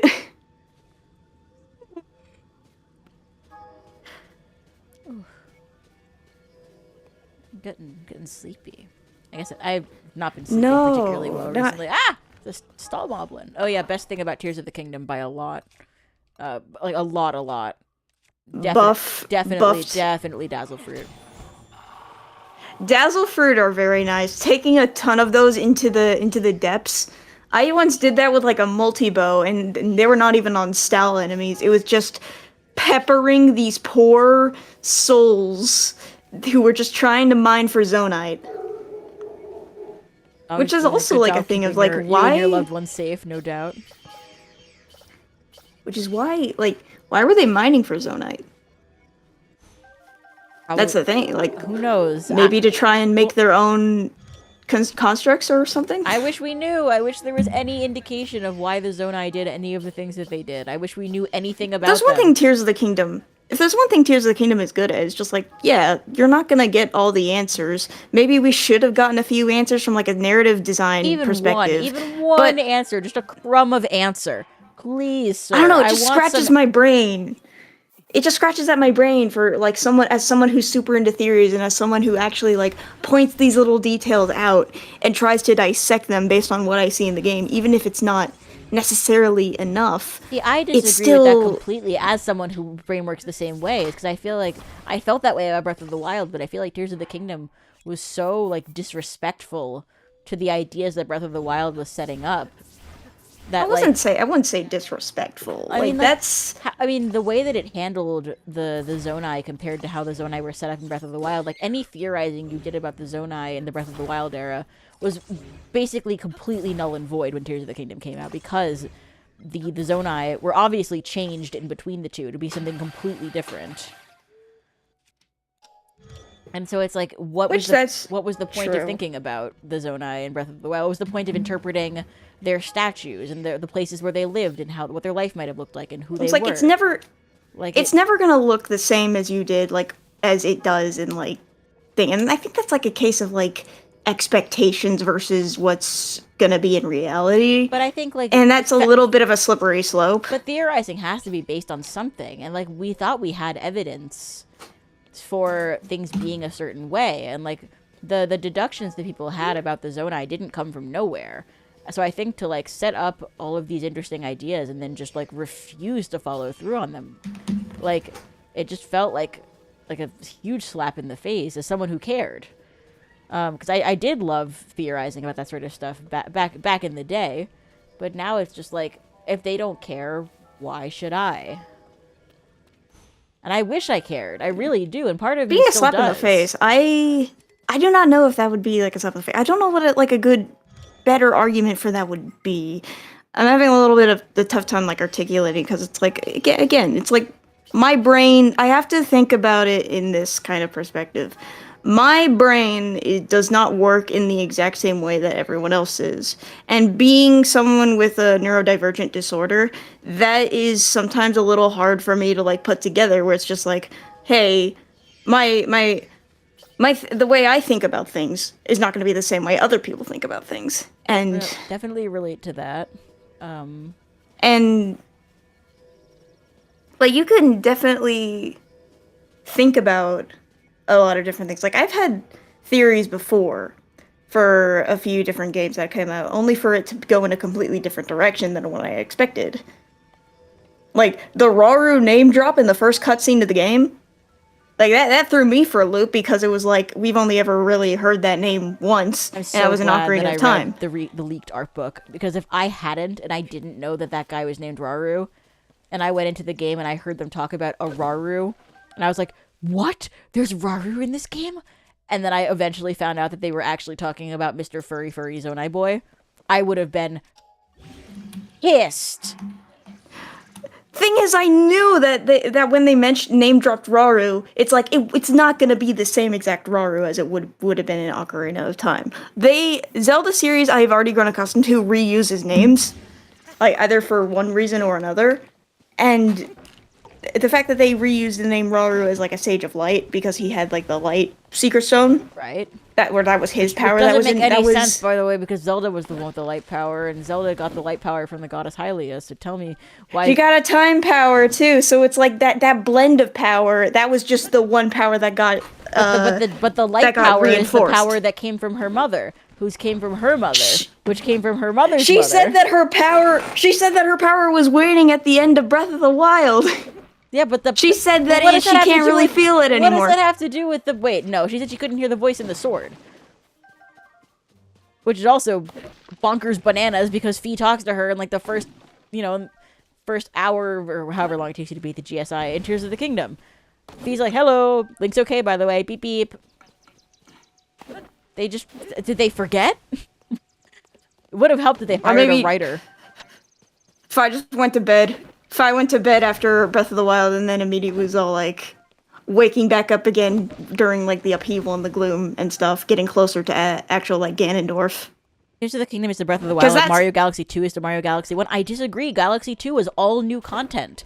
They were all new galaxies and new mechanics and new power-ups, and it felt like a continuation of the first game. And also, Galaxy 1 ends with Rosalina basically saying, by the way, the universe resets itself all the time, and everything is not always going to be the same on the next go-around.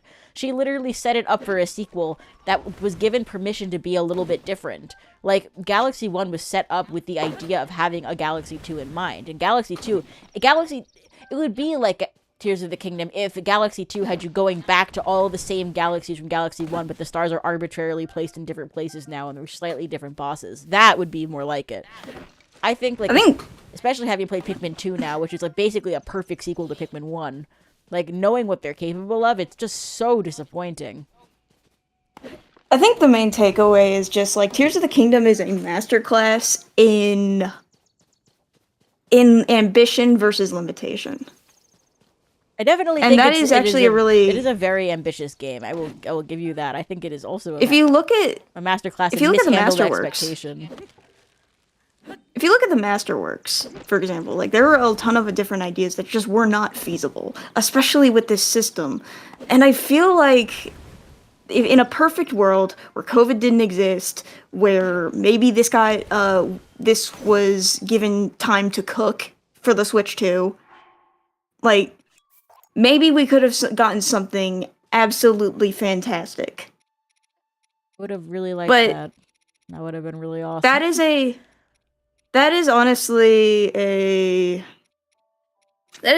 like something that I have to learn going forward with when it comes to game design, and especially from, like, a perspective where it's just like, I mean, this is Nintendo. They usually let their games cook for a while. It's not like game developers out here, like freaking Activision and stuff, rushing games, and Ubisoft making worse open world games and everything. It's like, I don't know. It's just, I think the reason why I've just been leaving so many comments, just to actually kind of get real for a second, is because, like, months ago, I just could not wrap my head around just why were people, like, hating on this game so much, calling it dog shit, calling it, like, all these different names that I didn't think it deserved, personally. Because I think as a game designer, I can definitely see a lot of the passion and a lot of the details put into these types of things. Like, I find joy in video games when it comes to these details. Even if someone says, like, oh, these details ultimately don't matter in the end, it's still something that I can come to appreciate. It's, I'm gonna actually use an example for a minute. And this might be a little controversial to me, but I actually do like Scarlet and Violet for reasons that are not, for not gameplay reasons. I mean, it's a fucking Pokemon game. The gameplay is literally just pressing freaking A and maybe walking around and doing stuff with your little ride Pokemon or whatever. But one detail that did kind of, like, stick out to me is the fact that they actually cared enough to remodel and redo all the little in-game models to change between whether they're outside of battle or inside of battle. Charizard is now on the ground. For the first time in over 10 years, Charizard is on the ground, standing in a battle-ready position. He's no longer stuck in Sky Battle Purgatory. And another thing is, like, the way the game interacts with the night and day cycles. Little clans of Clefairy you can actually watch praise the moon like they're, like, because their Pokedex entry states that they might have come from it. Yeah, I mean, I wish... It's little details and stuff like that I think just make me think. I mean, I enjoy stuff like that in games too, but I think, like, and I also never really finished Scarlet and Violet. I found that game to be too dog water to even play past the tutorial. But I think, like, when a game is all little details and like the big substantial stuff is so like underwhelming or disappointing or not fully realized, the reason that I hate this game so much, and you know, like I say this at the end of my video, like the opposite of love is not hate, it's indifference. Like I I say that I hate this game as opposed to like saying I don't care about it, because like it is specifically the contrast between I thought Breath of the Wild was good but had a lot of really profound weaknesses. And I'll talk about this whenever I make the Breath of the Wild video, which is coming. I'm done with college, so it's Breath of the Wild video grind this summer. But because of all of the like I've heard people say like what were they supposed to do? How were they supposed to make a follow-up to Breath of the Wild? And I just think that that line of questioning is crazy to me, because Breath of the Wild had so many problems. It had problems with incentives, and it had problems with rewards. It had problems with writing and with the story. Like, it had so many good things going for it. It had a great base in exploration. It had a great... It had the chemistry and the physics were very interesting. It was a huge new open world take on Zelda, and it had the bite size, like the shrines, and it had so much going for it, but so many weaknesses that a game that understood what Breath of the Wild did right and wrong and like worked to remedy some of its weaknesses would have been a masterpiece. Like, I love Breath of the Wild, but I think Breath of the Wild is maybe a 7 or an 8 out of 10 video game, which I know is a hot take in some circles, but I do think that that's how I see it. I think Breath of the Wild is like, it falls so short of its potential, but it was also their first try. I think like a sequel to Breath of the Wild that comes out 6 years later and is like sold at a, you know, not to be like it's $70 by the way, but it's $70 by the way.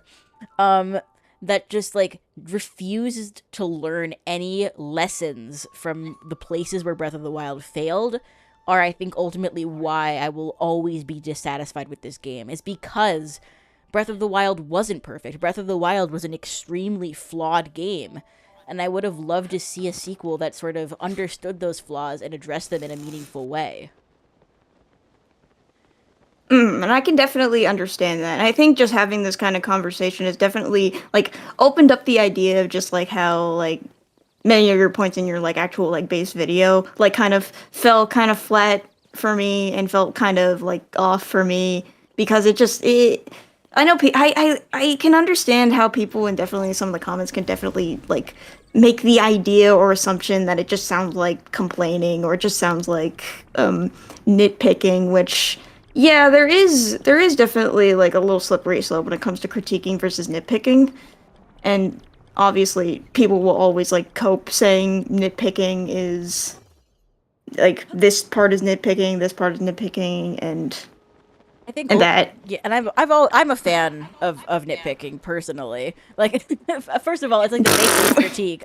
I think nitpicking is great, because I think noticing small details. Like, first of all, I think it depends what the narrative around the nitpicking is. Because if you're like, these tiny details make the game irredeemable trash, I think that's a bit of an exaggeration. But I don't think there's anything wrong in pointing out the small ways things fall short. Because the thing with nits is that if you have a whole bunch of nits to pick, you probably have lice.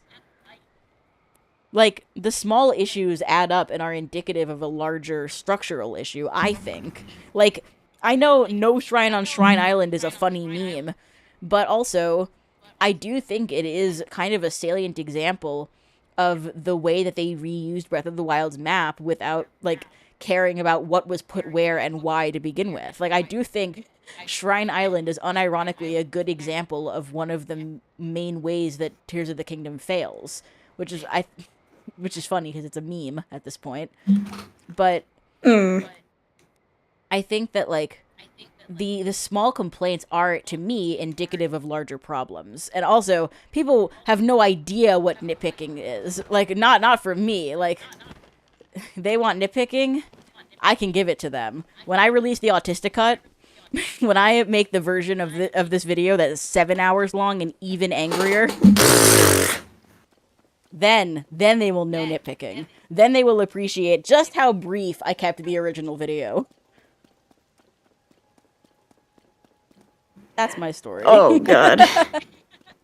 And Whoa, hell yeah, I love autism. I'm waiting for Masterworks and also AOI and also the Switch 2 version with the voice notes. The voice notes. Are you kidding? The voice notes. Oh, I saw voice the map. Notes, I didn't. I saw the map of where the voice notes are. I saw them. I saw the map. There's so many, and Master Koga lines. Oh, Master Koga lines are gonna go crazy. Speaking of the Yiga, hello. Oh, hello. Also, why did they get rid of the why wind? Did he do that? Did you see that? He just... Whoa! Okay, the stream finally caught up. Oh my god! He killed himself. I guess he just fell. Where'd he go? Just He killed him. Oh my! Oh, he like teleported back. Killed He's like, himself. Let's get some ground between us. He just falls off the cliff. Why did he go so far? They usually don't go that far. What happened? Hard to say. I guess it just noped. God. Year of polish, by the way. Oh my god. Oh god. $70, by the way. Like things get goofy. Things get goofy. I know. I'm being goofy. Arguably. Yeah. Like stuff in Breath of the Wild and Tears of the Kingdom is still very goofy. I mean, it's just the product of the engine. Yeah, and I how like they when you do the designed Cryonis it. and it makes the Guardians fly up into the sky. Yeah, I tried that. It's just like there's a spinning. Lionel gear. Okay. Oh, you can actually. Oh, by the way, you can actually get a Hinox if you do lead a Hinox to where a Guardian is. The Hinox can punch the Guardian That's pretty cool. Just the way it just starts spinning, just. And I think the thing about the Guardians, speaking of which, like, I don't think the Gloom Hands were ever meant to be, like, the whole quote-unquote next big thing. They definitely were. Their file in the games is literally titled Guardian. Like, the response that enemies have to the Gloom Hands is the same flag as the Guardians. Oh, okay. Okay, so that makes the naming convention, like, that makes a lot more sense in terms of naming convention. But the fact that they were not in the marketing at all, as opposed to how the Guardians were, that definitely made the first encounter that much more just yes, and I definitely think insane for a ton of people. Looking. Yeah, they're very scary looking. They have like a very subtle theme to them instead of the bombastic theme that was the Guardian theme. The Guardian theme still slaps, by the way. Definitely. Just yeah, and yeah, they're awesome in early game, but then eventually it does get to the point where they become a little more just annoying than anything. I mean, it's still scary for me to encounter them. It's like a multi-part mini-boss fight. It's like I gotta fight them, and then I have to fight Phantom Ganon, and it's just like, I'm bored. Also, there's no pretty cool weapon afterward. Compendium entry for them, which I just think is weird. Which I think just kind of makes it creepy, because it's like the fact that they're not even logged inside the compendium. Well, I guess it's like technically they are logged there as Phantom Ganon. Yeah. And you can set your sensor. The Gloom Hands themselves are so like they're like against nature. They're like against the whole compendium's definition of what nature and monsters are in the world. Yeah, that it just cannot register. All the more disappointing that they're just like Phantom Ganon. Like, it would be way more interesting if they were just like gloom come to life, like they were animated puddles of, like the Malice was. I think the Malice is seeing that Phantom Ganon health bar pop up for the first time. I was like, just what's going on? What? I thought I was done with these guys. Imagine if he had his horse though. That would have been Phantom sick. Ganon would have been a little more gas if he had the horse. That horse is so sick. Taki Ihaban. We only see it like briefly for a minute, and based on just the way it looks, I hope that becomes a boss fight in Age of Imprisonment. I'm sure it will. Because Age of Calamity does have a lot of creative boss fights. And a lot of, like, creative enemy types as well. Which kind of boggles my mind as to why they didn't include a couple of Age of Calamity stuff from that game into this game. Which I don't know. It's like a different design stuff, and communication between design teams is always super important when it comes to just looking at development. So yeah, I definitely understand more and more how this game is disappointing for some people. The thing about the Gloom Hands is that, like, they just give up. Like, here I am, just out of their reach. They can't get me. Why can't they climb walls? They're literally goo. Like, if they could climb walls, that'd be pretty freaking scary, but they can't. They can't get me. I'm right here. It's Same thing with guardians. As soon as you get on top of a guardian's head, they become lobotomites. I mean, but you have to get on top of their head first, which is no small feat.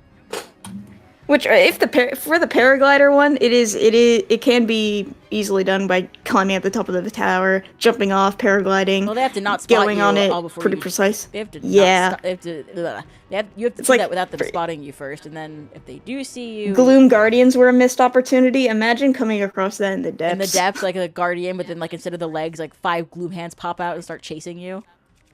Oh yeah, it's like I think about that. It's like thinking about like the whole what could have been, just kind of like I don't want to like go too far into that because there is a lot of what could have been when it comes to game design and stuff. There's in the actual Masterworks for Breath of the Wild, for example, there was a whole rusted weapon system. Yeah. There was an entire like meat tier system with the boars where you could like hunt these huge boars that would give more health. That'd be pretty sick. I mean, that did end up becoming a little becoming a system in the actual like base game with like meat to gourmet meat kind of thing, but it's like yeah, you can make better food, but it's like I can make food that does fully heal me, but also gives me more health than I want, or just than I want or need.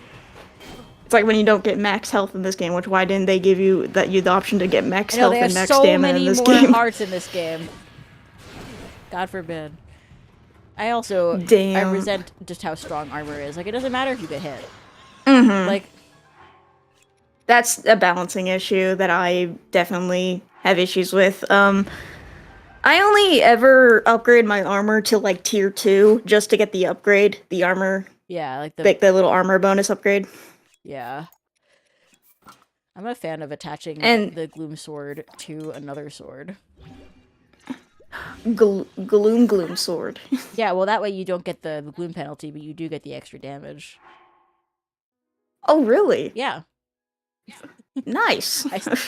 That's right. It's time for the sword. Which, by the way, I think a really good change from this game to the other game is actually making a purpose for every single weapon.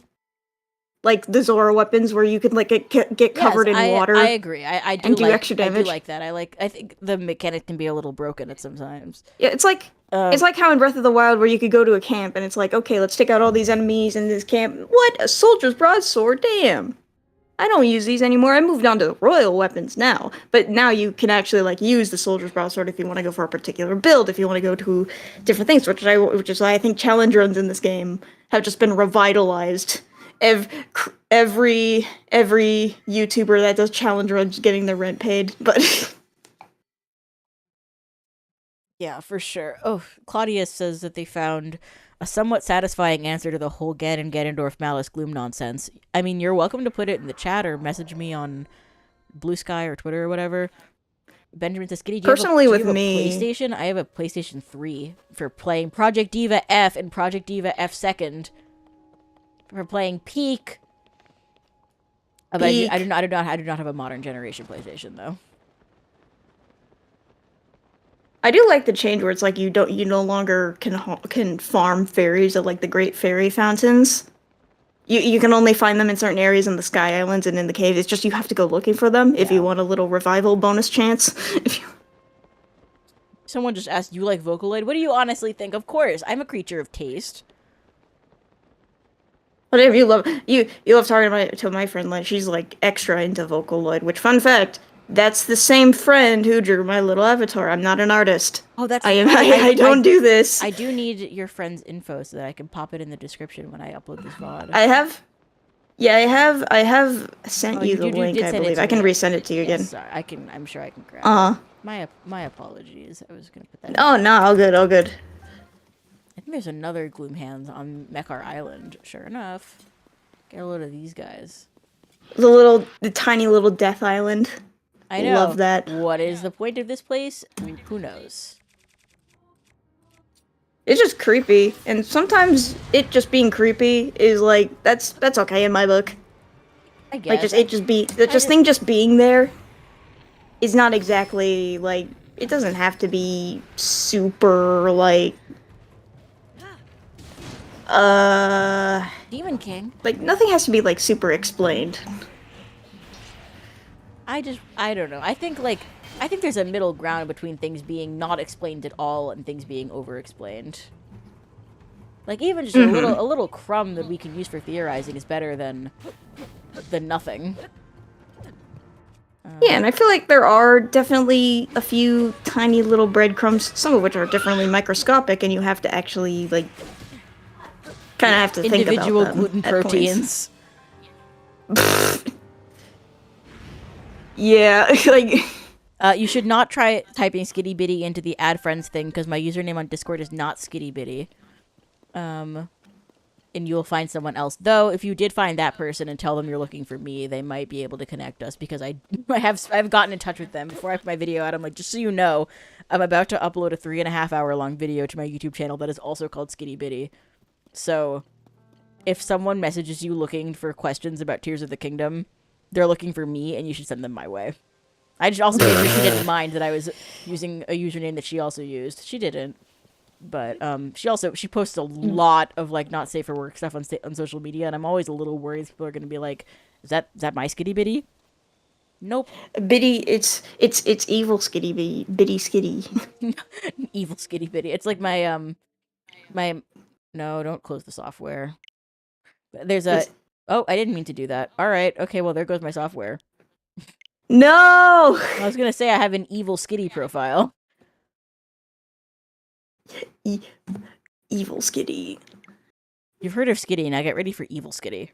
All right, well, this has been a reminds me of those dumb fucking videos of just like you've heard like just the text to speech voice with just these images of cats. You've heard of like, cat, now get ready for fat. You've heard of kitty, now get ready for Larry. All right, well, that seems like a nice place to end things off for today. Nice discussion. Yes, nothing too heated. No, definitely not. I mean, I think ultimately the thing we have in common is caring a lot about Zelda. Yeah, I mean, I will never reach the point of some of my best friends actually caring about Zelda. One of my friends is a Ganon simp, and one of my other friends is running a Zelda D&D that he created his entire lore for. We're all three of us are autistic, by the way. Of course. I mean, of course. If you've entered Skitty City, it's basically tantamount to a diagnosis. I always say if people have joined the Skitty Bitty Patreon, it is too late for them, and they should probably seek medical assistance. Okay, well, I mean, thank you to all the chatters, especially thanks to all the folks who donated. Yeah. Oh, Alexander, my dear. Oh, all of these people being like, no, all the people in my Discord. I know all of you. I know what you are. Okay. I know what you are. All right. Good night, everybody. Take care. All right. See ya.